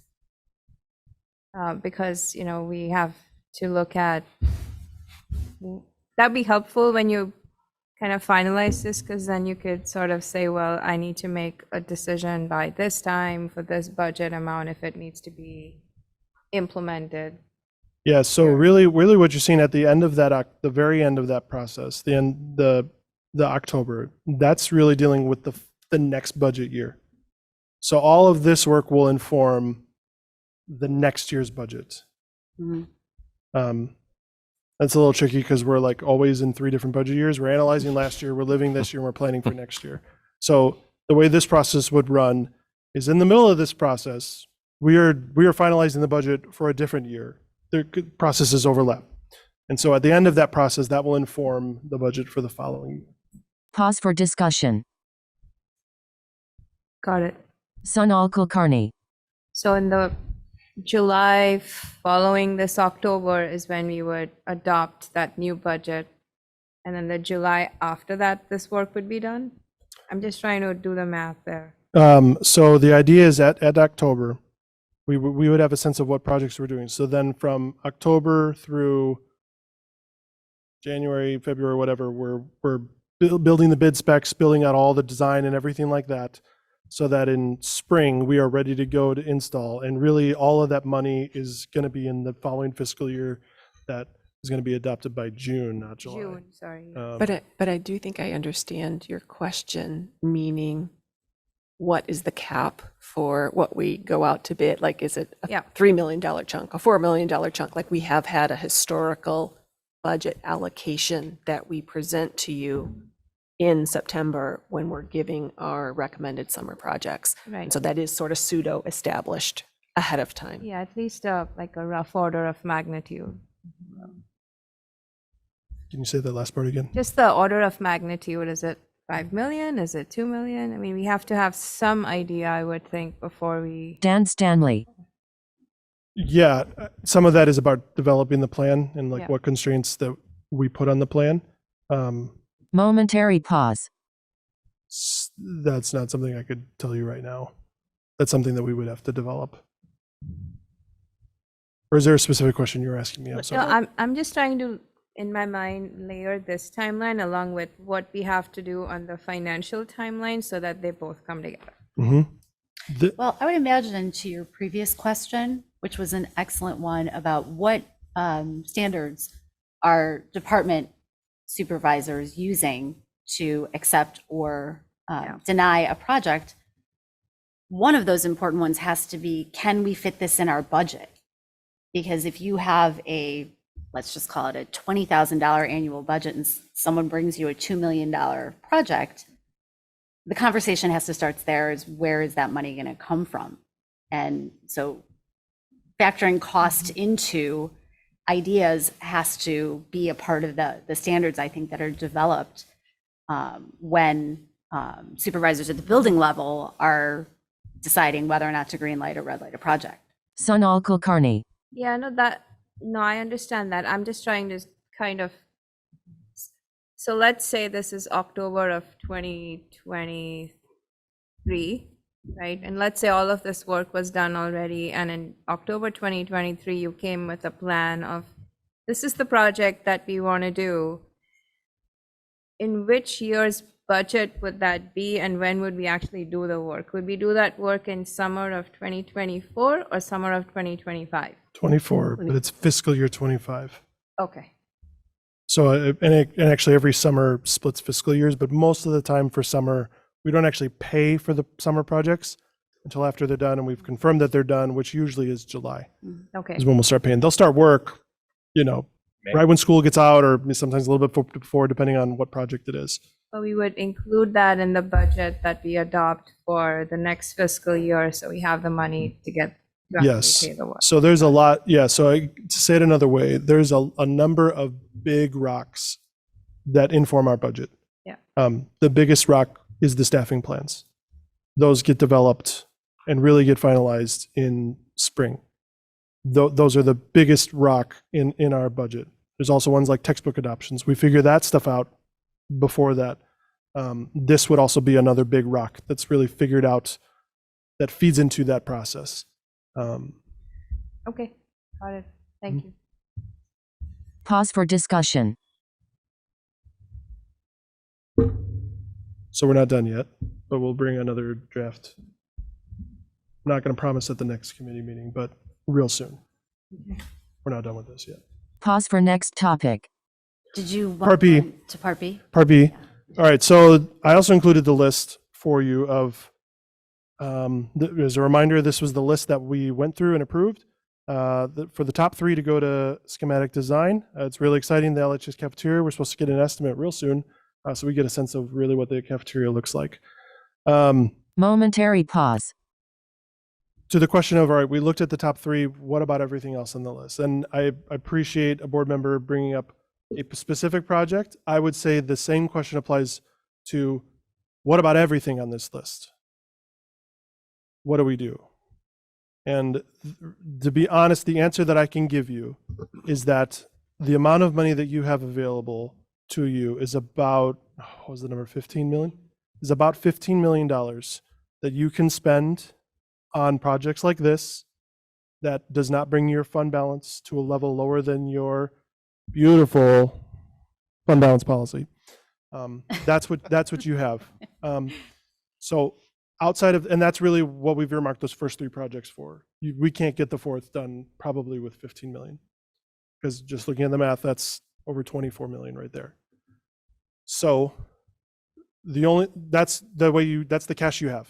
That's what I'm saying. So the only other way that you can get any of these done really is you have to borrow money. And there's only a few different ways you can borrow money, and there's a few different ways that you can get that money paid back. So we would have to explore those different options. I'd say another thing that I would offer you is, in terms of paying it back, you can pay it back using your current operating funds. So basically, just say you went out and you bought a new car. You have a new car payment that you have to pay for. It's not like you get a new source of revenue to pay for that. You have to pay for that out of your existing revenue that you're bringing in. The same could happen for us. We would have to pay it out of the same existing revenues.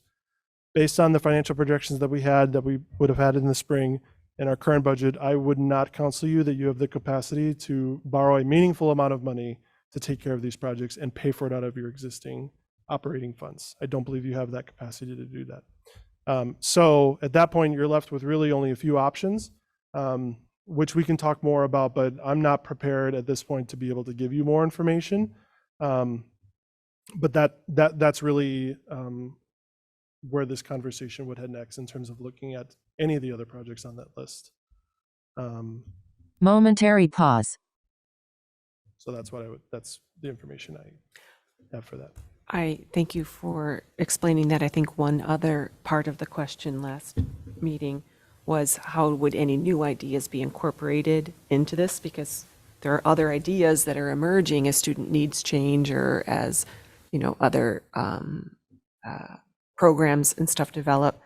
One of the things that we talked about is as new proposals would be generated, they would be scored using the same rubric, and existing ones could be resubmitted if they wanted to improve their proposal, but that this would continue to be an annual list that we would continue to evaluate, and making sure that the board would always know what is at the top of their list, and that could change annually. I could see two additional sort of criteria as we move forward. One is sort of the length of time a project's waiting.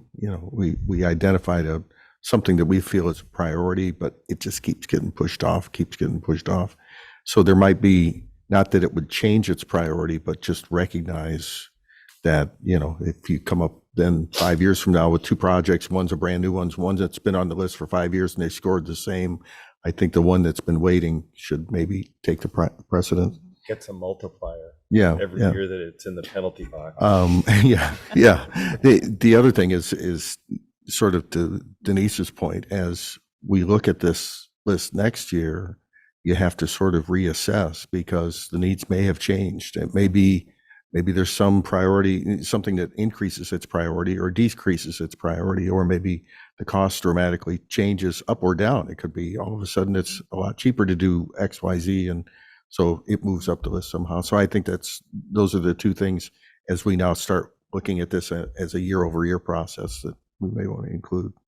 And I will agreed, and I'll add on to your point that sometimes legislative shifts force us to prioritize something that As it was has quite a not, bit.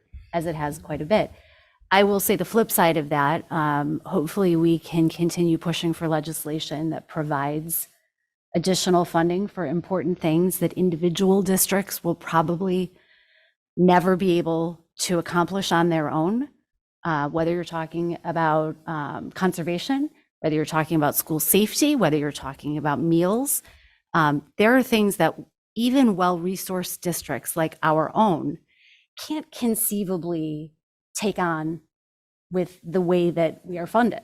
And we have a finite source of revenue.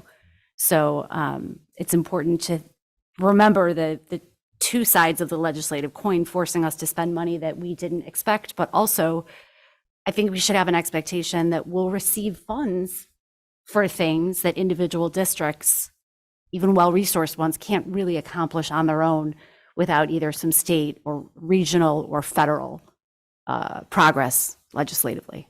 Pause for discussion. Sunal Kulkarni.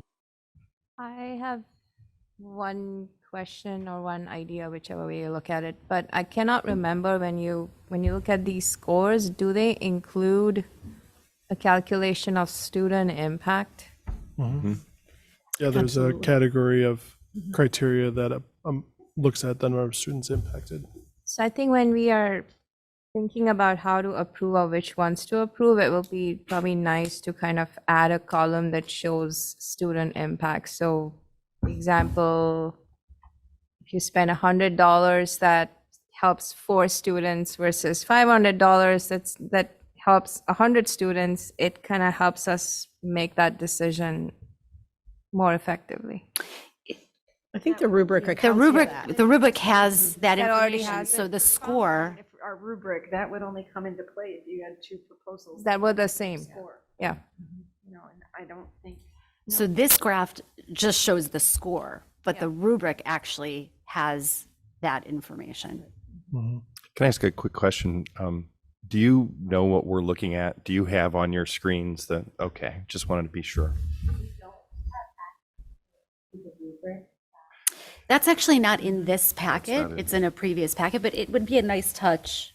Yeah, I just didn't think to. It was attach that before you. argument. Yeah. But When you were still here. as resources like that we are talking about, that we are, like we have in our previous life, please make sure that you know that, like, or that you request that, hey, could we have a copy of that? And we want to make sure that you're supplied with that information. Absolutely. And that rubric is like how we determine what is a priority or what falls higher on the priority list as others. Okay. Yes, Correct. these capital outlay projects. Yeah, sorry for these discussions. I try to anticipate the resources that would be helpful. I can't always anticipate all of them, but you're right. We'll make sure we send it to you as well, that you have access to that. And feel free to. It's also on interrupt previous meetings. and So if you ask. go find a previous meeting, it's there still. It was all public, Absolutely. so it's there. Yeah. No. So I might need a refresher too. So like a 35 versus a 33 means it's just in cost, or it's All of it together. What I would say is we tried really hard to look at our criteria that took into account the breadth of things that we want to account for in our process. Students impacted, alignment to our mission, long-term financial savings, Health and safety. health. Yeah, we wanted to take into account as many of those things as we could. And so the resulting score was the best way we could figure out to do it in a fair way. Bryant Kelly. If you click on the left side, the blue, The LHS1. LHS1, it'll come up, the whole score will come up. Oh, yeah, the rubric's there. So the whole rubric is there. So if you go to the second sheet, this capital project prioritization, you guys see that?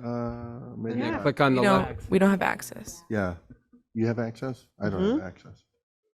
Really? Mm-mm. Oh, should it's be- because- Are you signed in as yourself? I am.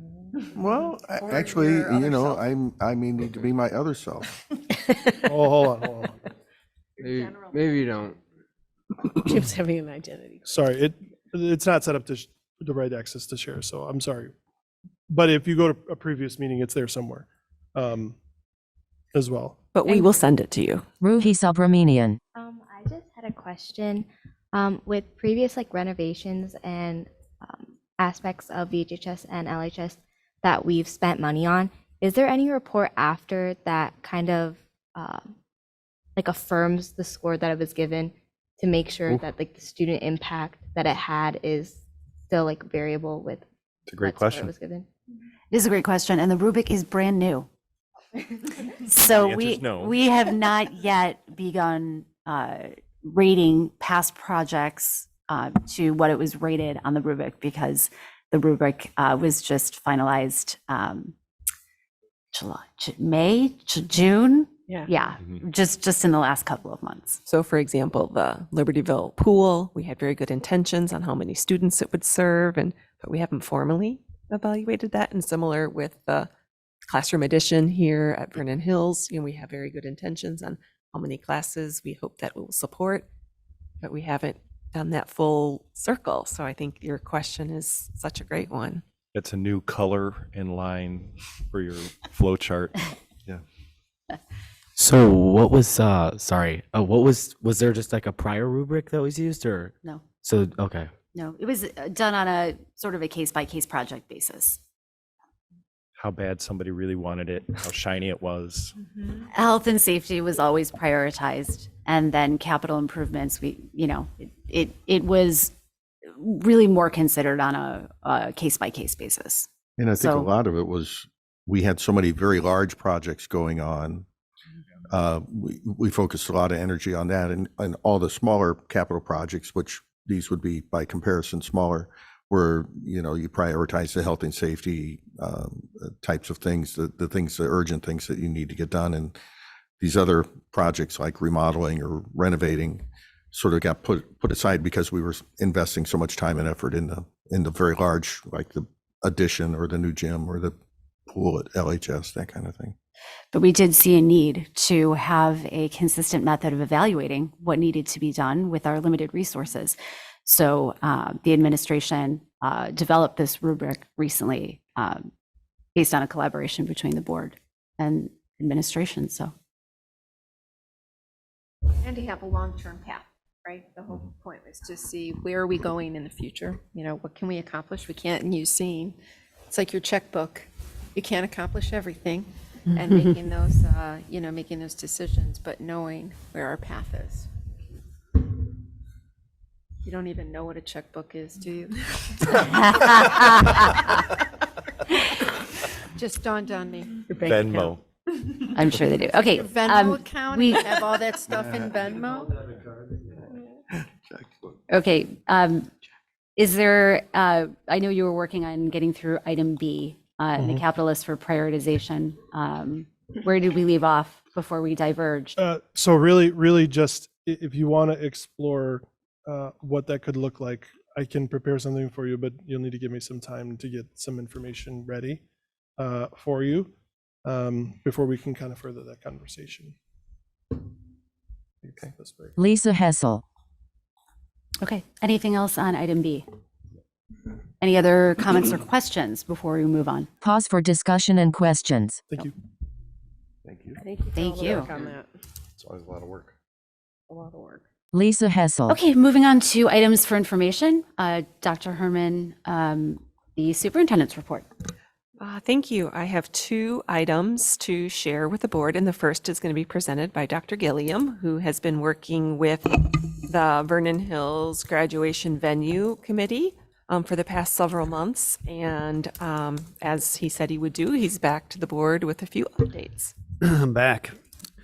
So last April, our update to you was that we had formed a committee, as Dr. Herman just said. At that time, we had begun looking at what our schools were doing relative to graduation and also creating some survey tools to get out to our community students and staff. So we have done several things. If you recall, when we surveyed other school districts, we quickly realized there weren't that many other options in addition to graduating at school. And we were really the only school in the area that graduated indoors in a gym. Several other schools graduated outdoors at a stadium, but most graduated at a different facility. We quickly realized there weren't that many other facilities available in, a 30-mile radius of here. So it kept our work pretty focused. I want to update you on some of the survey results, just so you have an idea of what our students and our community and staff said. We asked really for two general questions. One, what is your priority when looking at graduation? And then 2, if you had to pick where we would graduate, where would it be? So I want to just talk about priorities first. Parents and students were relatively the same. And in each case, one priority category doubled all the rest, and that was the amount of tickets available for families. So clearly, to the students and to the parents, their first priority is, can we increase the number of tickets? You recall that right now, as a district, we operate with 2 pretty differing operations. Vernon Hills has had in the past anywhere from 4 to 6 tickets per family, but right now we're at 4, and that feels very tight, whereas Libertyville has unlimited at the Now Arena. And then their priorities, parents and students, were pretty much evenly spread out through issues like they wanted it an indoor facility as opposed to risking the weather, somewhere relatively close, relatively is a tough word, a date that was close to the last day of classes, and somewhere that had somewhat comfortable seating, again, relatively speaking. Our staff, of course, they're coming to it with a different perspective. So while they're not thinking about bringing guests to a ceremony, they understood the importance of it. But still, when asked, they wanted a venue that's fairly close to school. And then secondary to that, they really were interested in what the student preference was. And then a date close to the last day of school. They don't want to kick it down, somehow a week after they're kind of done with their responsibilities. So that was kind of the priorities. Probably not a surprise to any of us, and definitely when we heard from parent parents who came here, community members who came here, that idea of more tickets for family members was highest on their priority. So it makes sense that's what we heard. We then just posed the simple question, okay, where would you want to graduate? And of those that had a preference, one of the options was no preference. Of those that had a preference, 86% wanted a venue that had more available space for students, and 63% of those wanted that an indoor facility. Because I think in my mind and in the mind of many, some of us in the community, was, well, we could easily just graduate outside like a lot of school districts do.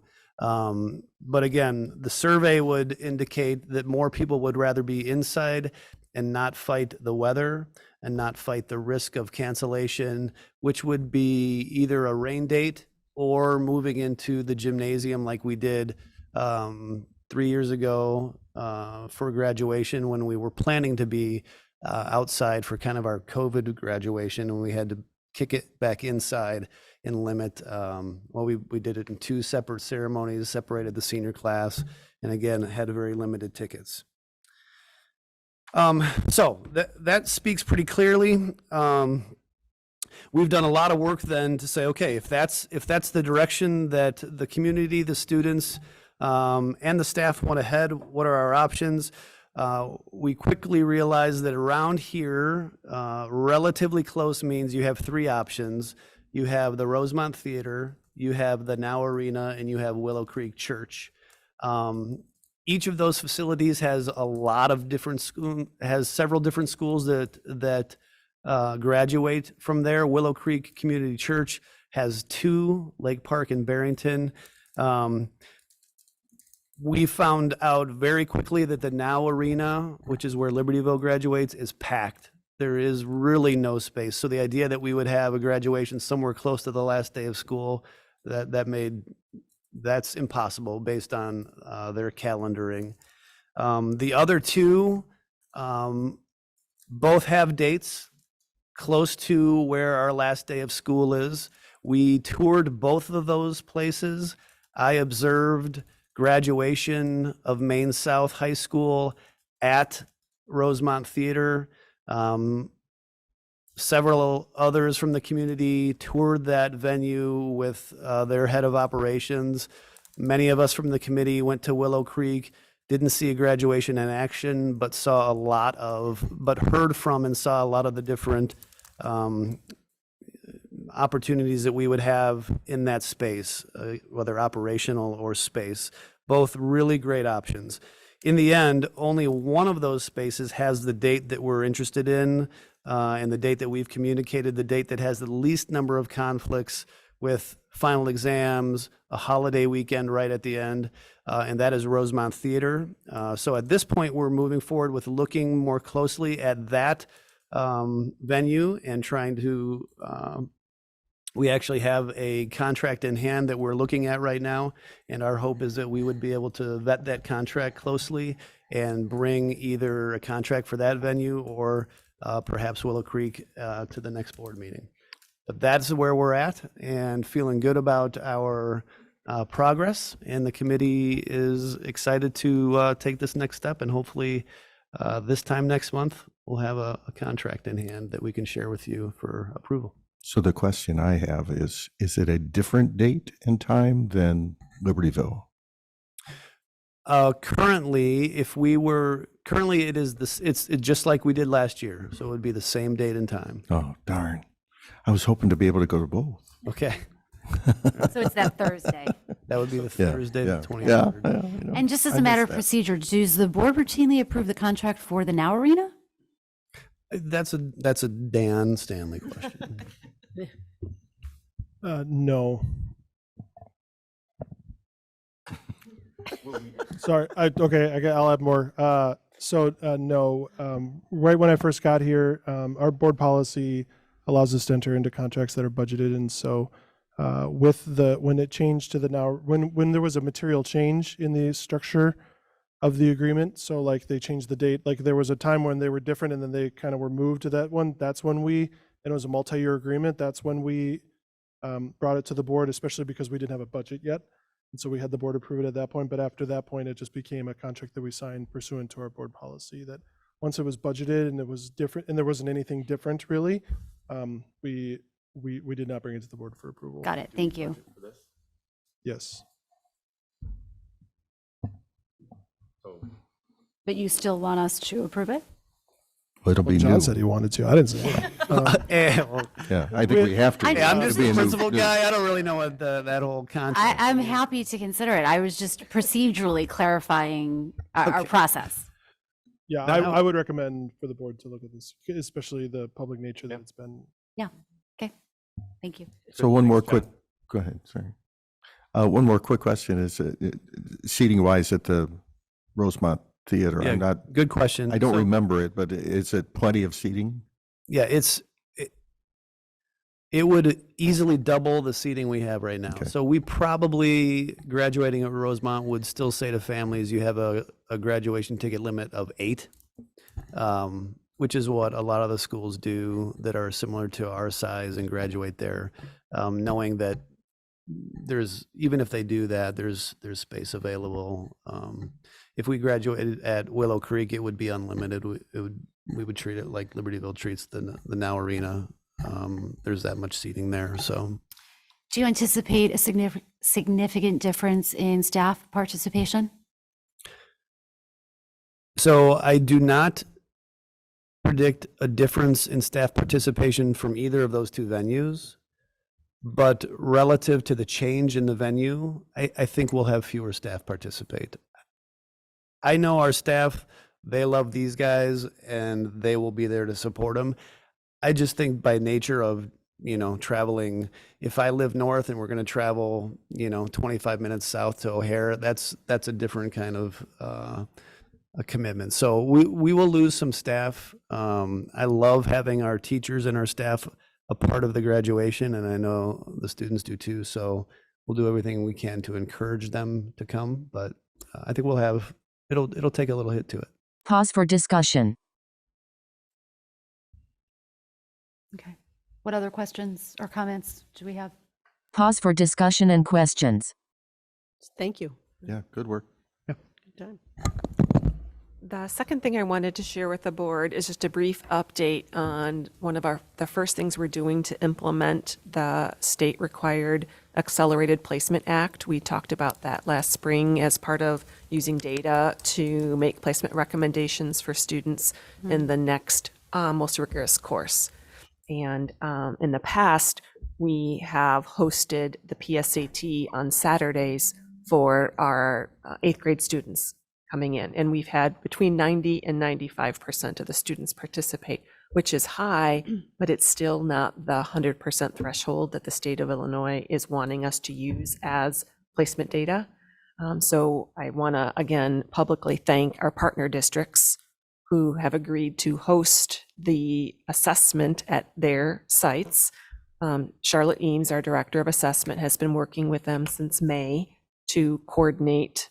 Not only is it a switch in venue, but it's also going from paper pencil to the online version of the test. And also making sure that all the accommodations for students have extended time and things like that have to be entered electronically. So Ms. Eames and the personnel at each of our 4 partner districts have been working over the summer and are really making sure that we have the data that we need. In terms of having consistent data, what we learned is that all of our 8th grade students take different progress monitoring assessments at each of their districts, which is very good for them internally. Just 73 has a tool that really supports their progress monitoring. D70 has a different tool. So what we will have then is data that each district uses as one data source to see is a student proficient or advanced, but we'll also have the PSAT, which is something that will be consistent throughout all of our partner districts. So we feel really good about having multiple sources of data, and that we have strategies in place to make sure that it is 100% of the students, incoming 8th grade students, who will be able to participate. But again, it's been a large project, and our team has been working in great collaboration with our partner districts. So I just think it's when we have those kinds of agreements for data sharing and some of the other things, and we wonder, when are we going to be using those? This is an example of when our K-8 districts and our 9-12 districts are collaborating to make sure that the transition from middle to high school is smooth and seamless. So the PSAT is still going to continue. Yes. And I know it's been 12 years, but I didn't know that was optional. as sending 2 children to that. Where was it said that it was optional? Oh, no, it wasn't saying that it was optional. It's just because it's a Saturday and transportation was not provided for many families, that's a hardship. So by having it during the school day, So- we anticipate having it meeting that 100% threshold. And then anything alternative, so now I'm not understanding. They're going to do the PSAT at their house. At each of their home district, schools, yes. Along with their progress monitoring data. Yes, and that's, so we will receive both sets of data. One that's very consistent between the 4 partner districts and one that is unique, but we'll again be still comparing it to what ISPE requires, the proficiency and advanced targets for the Illinois state standards. Pause for questions. We have a question. What about the PSATs that are taken in high school by like freshmen through juniors? Because are those optional? Thank you for asking. Would you like to comment also? Dr. Sanchez works with Ms. Eames in terms of coordinating the assessment and some of these placement practices. So yeah, those are not optional. ISB made them a requirement, I think about 3 or 4 years ago. So I'm sorry. Are these also used for placement or no? Yes, it will also be used for the placement decisions that we'll have to make in terms of course placements in January. And same thing with the STAR tests, because they talk to us about that. Yes, we are also planning on using using the data from the STAR Reading and STAR Math to help with the placement recommendations. So we will be looking at not just one measure. Like the legislation says that we ought to use one that is like the state test or something that is nationally normed. And so our intention is to use the state test along with the STAR, which is nationally normed assessment. And if students don't score as high as like they would have wanted to get into like a certain class, like that's still a recommendation, right? Like they would still be able to. Yes. Okay. yeah, there would still be other opportunities for students to participate in an honors or an AP course. So I want to make sure all of you and anyone listening understands this is not tried to be a gatekeeper. This is actually intended to make sure as many students as possible who maybe hadn't thought of themselves as being a candidate for an honors or an AP class, once they get that score data, we have to automatically place them in that higher one. And then the family can say, no, I don't want to take 2 AP classes, or no, I don't want this. But the whole point of this legislation is to try and make sure that every student understands how they're achieving and that they could be potentially taking on more rigorous coursework the following year. But we will have additional channels for students for whom standardized testing potentially isn't the way they shine. And that will be developed with our school counselors and some of our other assessment, working with our department chairs and other things. So when we say multiple measures, we want to make sure that there's many opportunities for students to have access. And so then if a student takes the PSAT or the PSAT in freshman year and scores differently their sophomore year, would that basically that program kind of restart and that evaluation process restart then? So if they don't want to take the AP courses their freshman year, but they decide, okay, I'm willing to take them my sophomore year, they have the ability. We want lots of on-ramps. Oh, absolutely. I just want to clarify one thing, that the PSAT for high schoolers, is that required or optional? Because I did get a parent email saying it's an optional sign up for juniors. So I think that there's a little nuance there. Okay. The PSAT 8-9 for freshmen is mandatory. And then there's a PSAT 10 for sophomores that is mandatory. We offer the PSAT NMSQT in the fall, and that is for the national merit semifinalists. That is optional. because it's not an official PSAT test for college, so we don't make our juniors sit for it if they don't want to.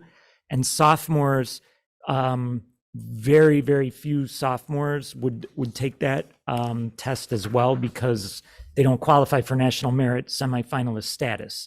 So that one we do as optional, and it used to be one that the district paid for, but we no longer pay for that as well. So, but the other ones are mandatory. Okay. Pause for questions. Great. Okay. There was one more. Sorry. So obviously there's a process for kids that maybe don't place into like the AP or honors track, but want to like apply for it or request into it. Is there a reciprocal process? Because I feel that there might be concerns if a student like might feel demoralized a little bit if they aren't able to get into these AP classes, but all these kids that placed into these classes are able to easily like just drop down and like enroll in their their level of classes. So I was wondering if there's like no, I'm following you. So when you say reciprocal, is that meaning students who choose to take the honors class would stay and not drop down? I mean, like if a kid has to fill out like a whole application or like go through a multi-step process to get into a higher course that they didn't place into, it might feel a little bit sad for them if they aren't able to do that. And someone that places into that class easily is just like, I don't choose that, and just enrolls, and rather than having to go through also an application process to prove that they shouldn't be in that class. Does that make sense? There isn't an application process. We could talk a little bit more about course selection maybe another time, just because we are getting to a point where the agenda is still in front of us and we do have some more ground to cover. I'm not sure that talking about the course selection process that students and counselors and teachers work on is something that we can tackle tonight. Okay. But happy to have a follow-up conversation with any of you, and then to bring back some more information, because this is the first time we're doing the accelerated placement process. So this is new to all of us. So we are trying to make sure that we are opening doors and following the law without having any students feel like they're not capable or that we wouldn't value other ways for them to participate. Yeah, and the whole point of the legislation is to open up higher level classes for as many students as possible. And it'll be a test for our new communication plan so that everybody will get that appropriate communication and we will all understand. Right. Okay. Moving along to our ISB report. Oh, it's that time. Okay, a couple things. One, it's just a reminder for some of the meetings coming up. We have a dinner meeting coming up in October 11th. It's held at North Chicago.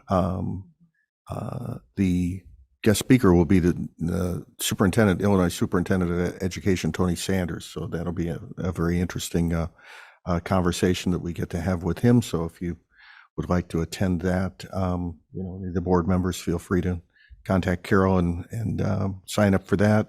They are doing planning another legislative breakfast coming up in December, and I hear that we may be hosting again, which is a good thing. And then we're still working on the March meeting. So that's all more to come from IASB. The national group that IASB is part of, COSPA, I'm not too sure how you pronounce the O in that, but they're having their second annual national conference. This is a new organization that was created about a year and a half ago. It's actually led by the former individual, Tom Bertrand, who was headed IASB, has moved on to help formulate this new national group. They have a national conference in February. It was March last year. They're moving it up to February, located in Dallas, Texas. And I had talked to Lisa and Denise and mentioned that, I would like to attend, but certainly open it up if someone else would like to attend on our behalf instead. That would be fine. I think we have limited funding to send too many people to a national conference, but just wanted to toss that out on the table and let you know that I was interested in doing that. Jim Batson. And possibly even presenting. Good. Yeah. Cool. I would encourage, there's several things that this board is doing that would be models and that other school boards would appreciate learning from. I also think that it can be very helpful when an organization is starting new, like this National School Board Alliance, to try and be supportive. And again, not sending 7 people, but to send delegates and to make sure that we're supporting that national perspective on education. Definitely wanting that to be a strong resource for us in the future. And I would sort of be representing us. I'd also be representing the Lakes Division as my role there. Your new role as vice chair. Oh. Congratulations. Thank you. Lisa Hessel. Okay. We are going to turn it over to Kara Benjamin. She does have an important CEDAW report. I know it's late, but this is something very worth our attention. So I'm going to turn it over to you. Kara Benjamin. Hello, can everyone hear me okay? Yes, we can. Okay, great. Yes, so this has been a pretty eventful couple of weeks within the CEDAW world. And so I just attended a meeting last week on the 23rd. This last week, we approved our annual budget. And then we also heard a presentation regarding a review of CEDAW's programs. So CEDAW's executive board had asked for feedback from various stakeholder groups about a year ago. And this included member districts in order to begin the strategic planning process.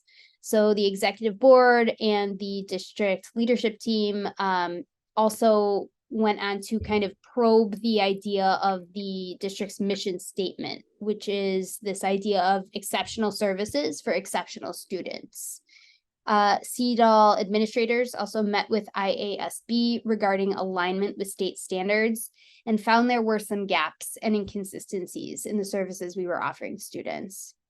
So committing to dig deeper and learn more, the executive board hired a third-party consultancy group in January called Exceptional Learning Solutions. And from this point forward, I'm going to refer to this group as ELS. In fact, I may only refer to them one more time, but ELS happens to be another acronym in education. So today it's for Exceptional Learning Solutions. So ELS came in to audit and assess, and they completed extensive on-site analysis, data analysis, interviews, surveys, solicited parent feedback, and then did some observations as well. And they also pulled some random IEPs. And for those of you who aren't familiar, an IEP is an individualized education plan to determine whether CEDAW is keeping these IEPs in compliance as regulated by the state. And so essentially some major inconsistencies were found throughout the district, and there were a significant number of IEPs that were not in compliance. This is a major issue, but we have to remember that CEDAW has been through some difficult times over recent years.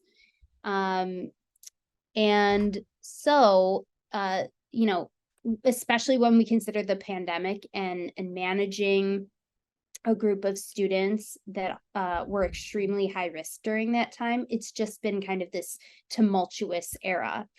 Due to the district being in that ongoing, somewhat operational crisis mode, plus the inability to fully staff all of the programs, it was determined that a major overhaul is required to address these issues. Luckily, we have a very capable superintendent over at CEDAW, Dr. Valerie Donnan, and a capable district leadership team, but there needed to be a strategy on how to fill these glaring gaps and address these issues. So the DLT and the executive board have adopted a recommendation for 12 areas of focus. I'm not going to go into all the areas right now. It's a very lengthy set of objectives, but amongst some of these areas will be an administrative or reorganization, hiring a safety and security coordinator for the district, revising the way professional development is done, and then revising behavioral systems within the district, plus the 8 others. You can feel free to let me know if you'd like more info on those remaining areas of focus. And all of this, including the report, which is about 104 pages long, is available online. So if you're interested in learning more, you can certainly look that stuff up on the CEDAL website, or even just do a quick search and it will come up with some results.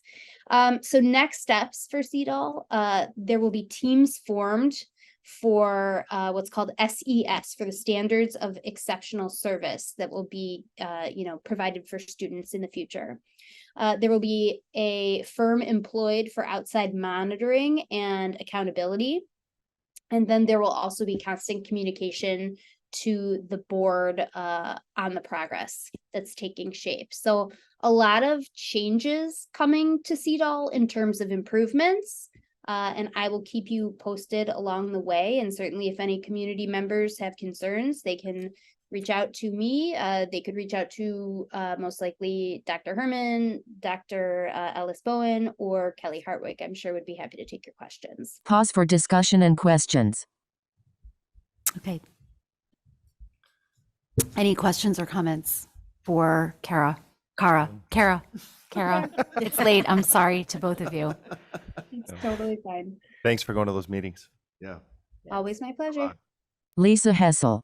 Yeah, we appreciate the information and the significant amount of time that you spend above and beyond your board member duties, being our CEDAL representative. And I very much appreciate you bringing that information back to us. I know that Dr. Herman, and Dr. EB, and Kelly Hartwig are all very much paying attention to the best possible services for our exceptional students who attend CEDAL and use their services. So thank you for that. Pause for next topic. Okay, moving on, we did have another report item D. I will turn it over to Don. Don Carmichael. I went to an IASB webinar last Wednesday on artificial intelligence. At the end, they admitted that the entire presentation had been written by AI. They gave it the parameters, and it put a slide deck together for them. The reason was to show what the impact of AI on schools is. And of course, lots of teachers have worries that students are using AI to generate their term papers. And so the question is, how are districts handling AI? And they don't have an answer for that. Although the ISB is currently working on developing a policy, a board policy for AI. A lot of schools are leaning in and embracing teaching AI and ethical use of AI, teaching students how to generate material using AI. And I have to think that needs to be part of what we're doing.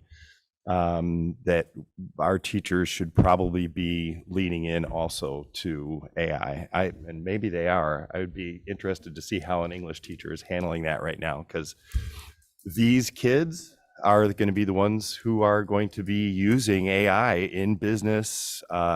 So right after that, I went to the airport to pick up my wife, and I plugged in my Spotify, and my Spotify said to me, "Hey, Don, I'm your AI DJ. I've gone through all of your music, and I'm going to just start playing songs that you like. And based on that, I'm also going to play songs you probably haven't heard before. And then you're going to give me feedback." Momentary pause. I was astounded by that. And then I thought, you know what? That kid, whoever developed that, learned it somewhere. So I would be interested at some point in learning how we are addressing AI. The second thing I did was I went to a webinar on the National Academy's Climate Conversations on Schools. I'll read just a brief bit from them. Like all sectors of the United States society, the K-12 education sector faces substantial challenges addressing its carbon emissions. With hundreds of thousands of buildings, hundreds of millions of bus trips, and billions of meals served each year.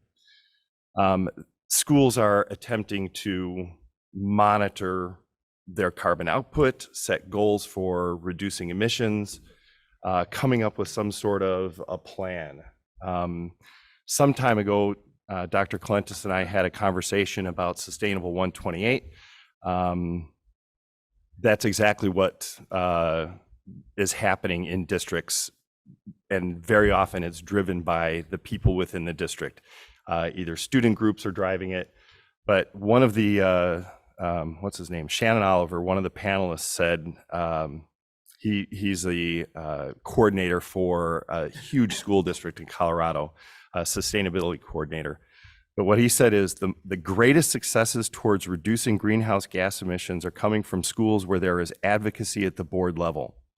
So I would just like to say, I think that we are probably in agreement that we want to be part of a global solution, and that we should hopefully start looking for ways of monitoring our carbon output, coming up with ideas for reducing that, making it a standard operating procedure.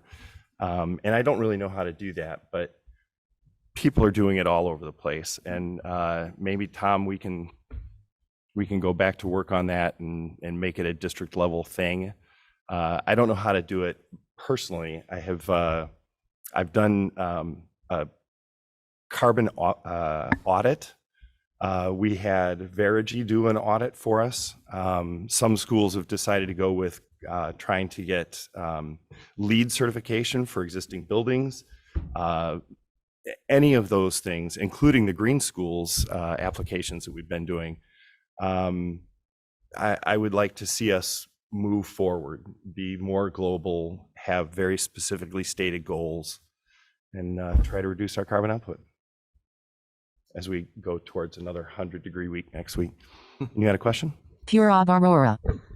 You lit up. You know it. And so this is kind of a question for you, Mr. Dan. And so, sorry. So basically, if we are trying to move towards a more like carbon-free or carbon like emission like reduction, would it be more beneficial to invest in a truck that is an EV? Because I know that also provides like a $7,000 tax credit, which would greatly help and also reduce our carbon emissions. Pause for response. Dan Stanley. I don't know. What I can tell you is we don't get a tax credit because we don't pay income tax. So that wouldn't be an advantage to us. That could handle that load. The way that this vehicle needs to be outfitted to serve the district. That, I mean, I don't know. But those are the questions those are the questions we would want to be asking and addressing. And sometimes it is a matter of our behavior. Like we could do things, but it would be more inconvenient for us in a way. Other times it might mean that the district would have to support an effort with an increased cost. Because, for example, right now, purchasing an all gasoline truck versus one that has electrical capabilities, the electric truck might be more, and it might cost more to install the electrical recharging stations in the short term and things like that. So those would be the types of things that if we were really intensively focused on sustainability, we'd be discussing and looking at. I do, Don, just want to go back to your first point about the AI. That's something that we are D128 as a district. We are actually working on. We have a District 128 Artificial Intelligence Committee that has been formed. It is composed of teachers in each building, some who are very tech savvy and others who are very non-tech savvy, and some who are embracing AI and some who like legitimately fear it. We have our students representing, we have 4 students from each school serving on that committee, as well as members of our district administration and district instructional technology team.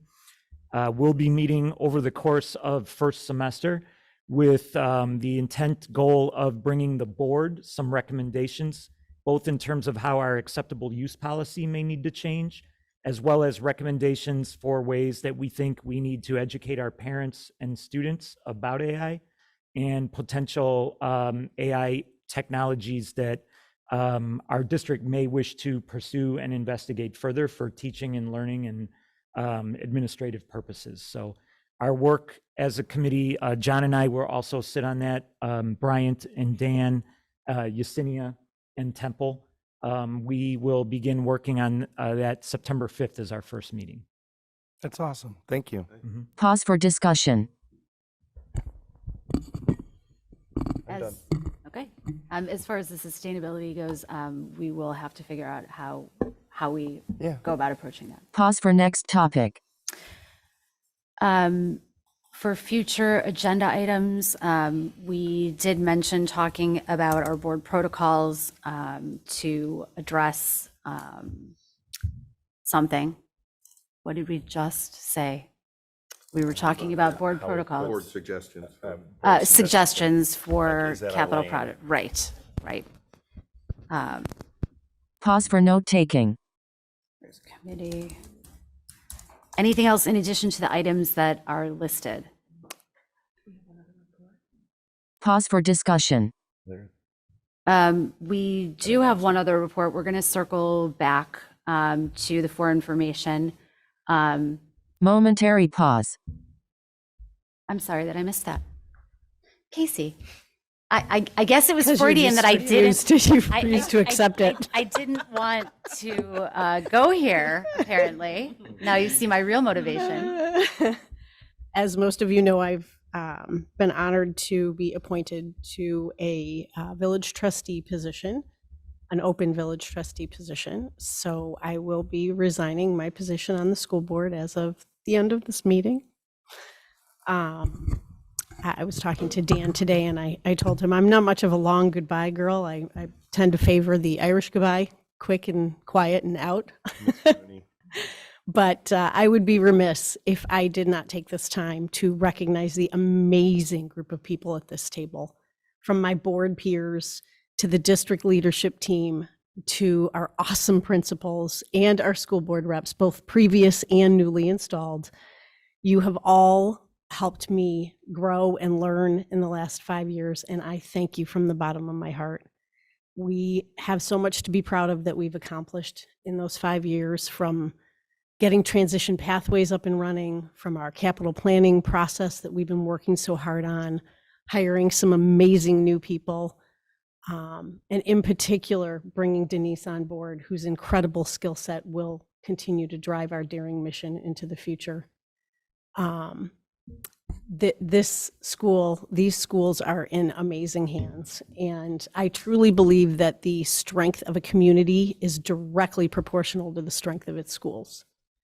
And in that, I can rest easy because I know you guys have got this. And I thank you for all of your hard work, your energy, and your knowledge, and your commitment to the excellence of our students.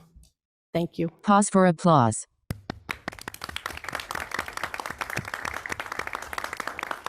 So we have something for you, a little plaque recognizing your very dedicated board service.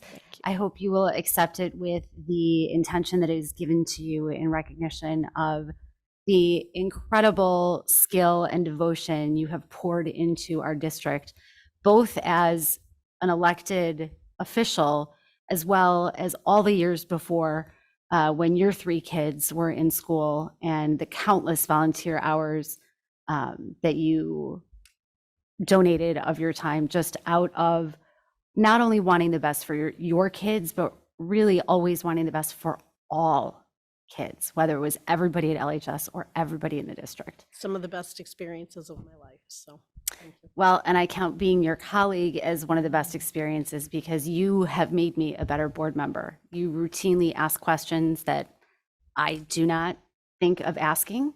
And I think your professionalism and your collaboration are outstanding. And we will all miss you, but I in particular want you to know that I will miss seeing you. You can't get rid of me that easy. It's not like I'm. Well, and it's no coincidence that you're continuing to serve the community in this new role as a Libertyville trustee. That's very on brand.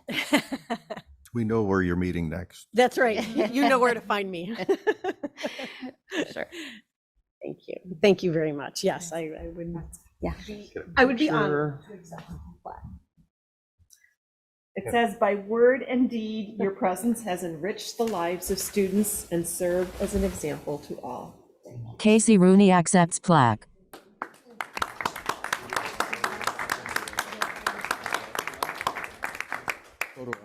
Board members take photos for the next 45 seconds. There you go. Carol's in the background. Sorry.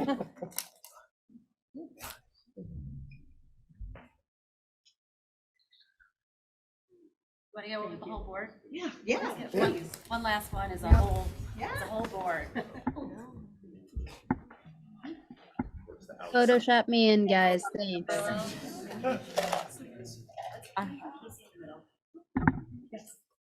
That works. That works.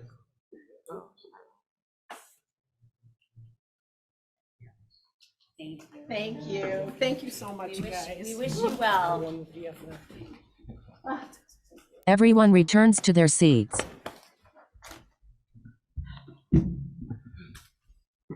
And before we move on, I would like to announce that Jim Batson is going to be moving over to the role of Chair of Facilities and Finance. And our colleague Don Carmichael is going to move into the role of chairperson of the Program and Personnel Committee. So thank you to both of you for. Don gets the long meetings. They used to be long meetings. Lisa Hessel. And we'll have an update on his continuing as the board secretary. We're going to talk about that. Okay, great. Okay, so now I have a personal future agenda item. I did send an email to everyone in DLT and everyone on the board about legislative priorities. I really need some input. I realize it's one more thing for you to have to think about, but hopefully within a few minutes, you can just shoot me an email and tell me what you think, what your opinions are, because we really do need to have some clarity about if we have legislative priorities and if we do, what they are. So please shoot me off an email. I have a couple I'll send you. That would be very much appreciated. Okay, any other future agenda items? Pause for discussion. What am I forgetting? It's got to be something. Cupcakes. Yes. Oh, yes, we're going to invite everybody to celebrate Casey's board service with some sweet treats. That's on brand for me. Surprised you didn't make that. If it was anybody else, she would have. I literally have butter sitting on the counter, but today was such a busy work day. I'm like, oh. So, who knows? I may show up at a meeting sometime.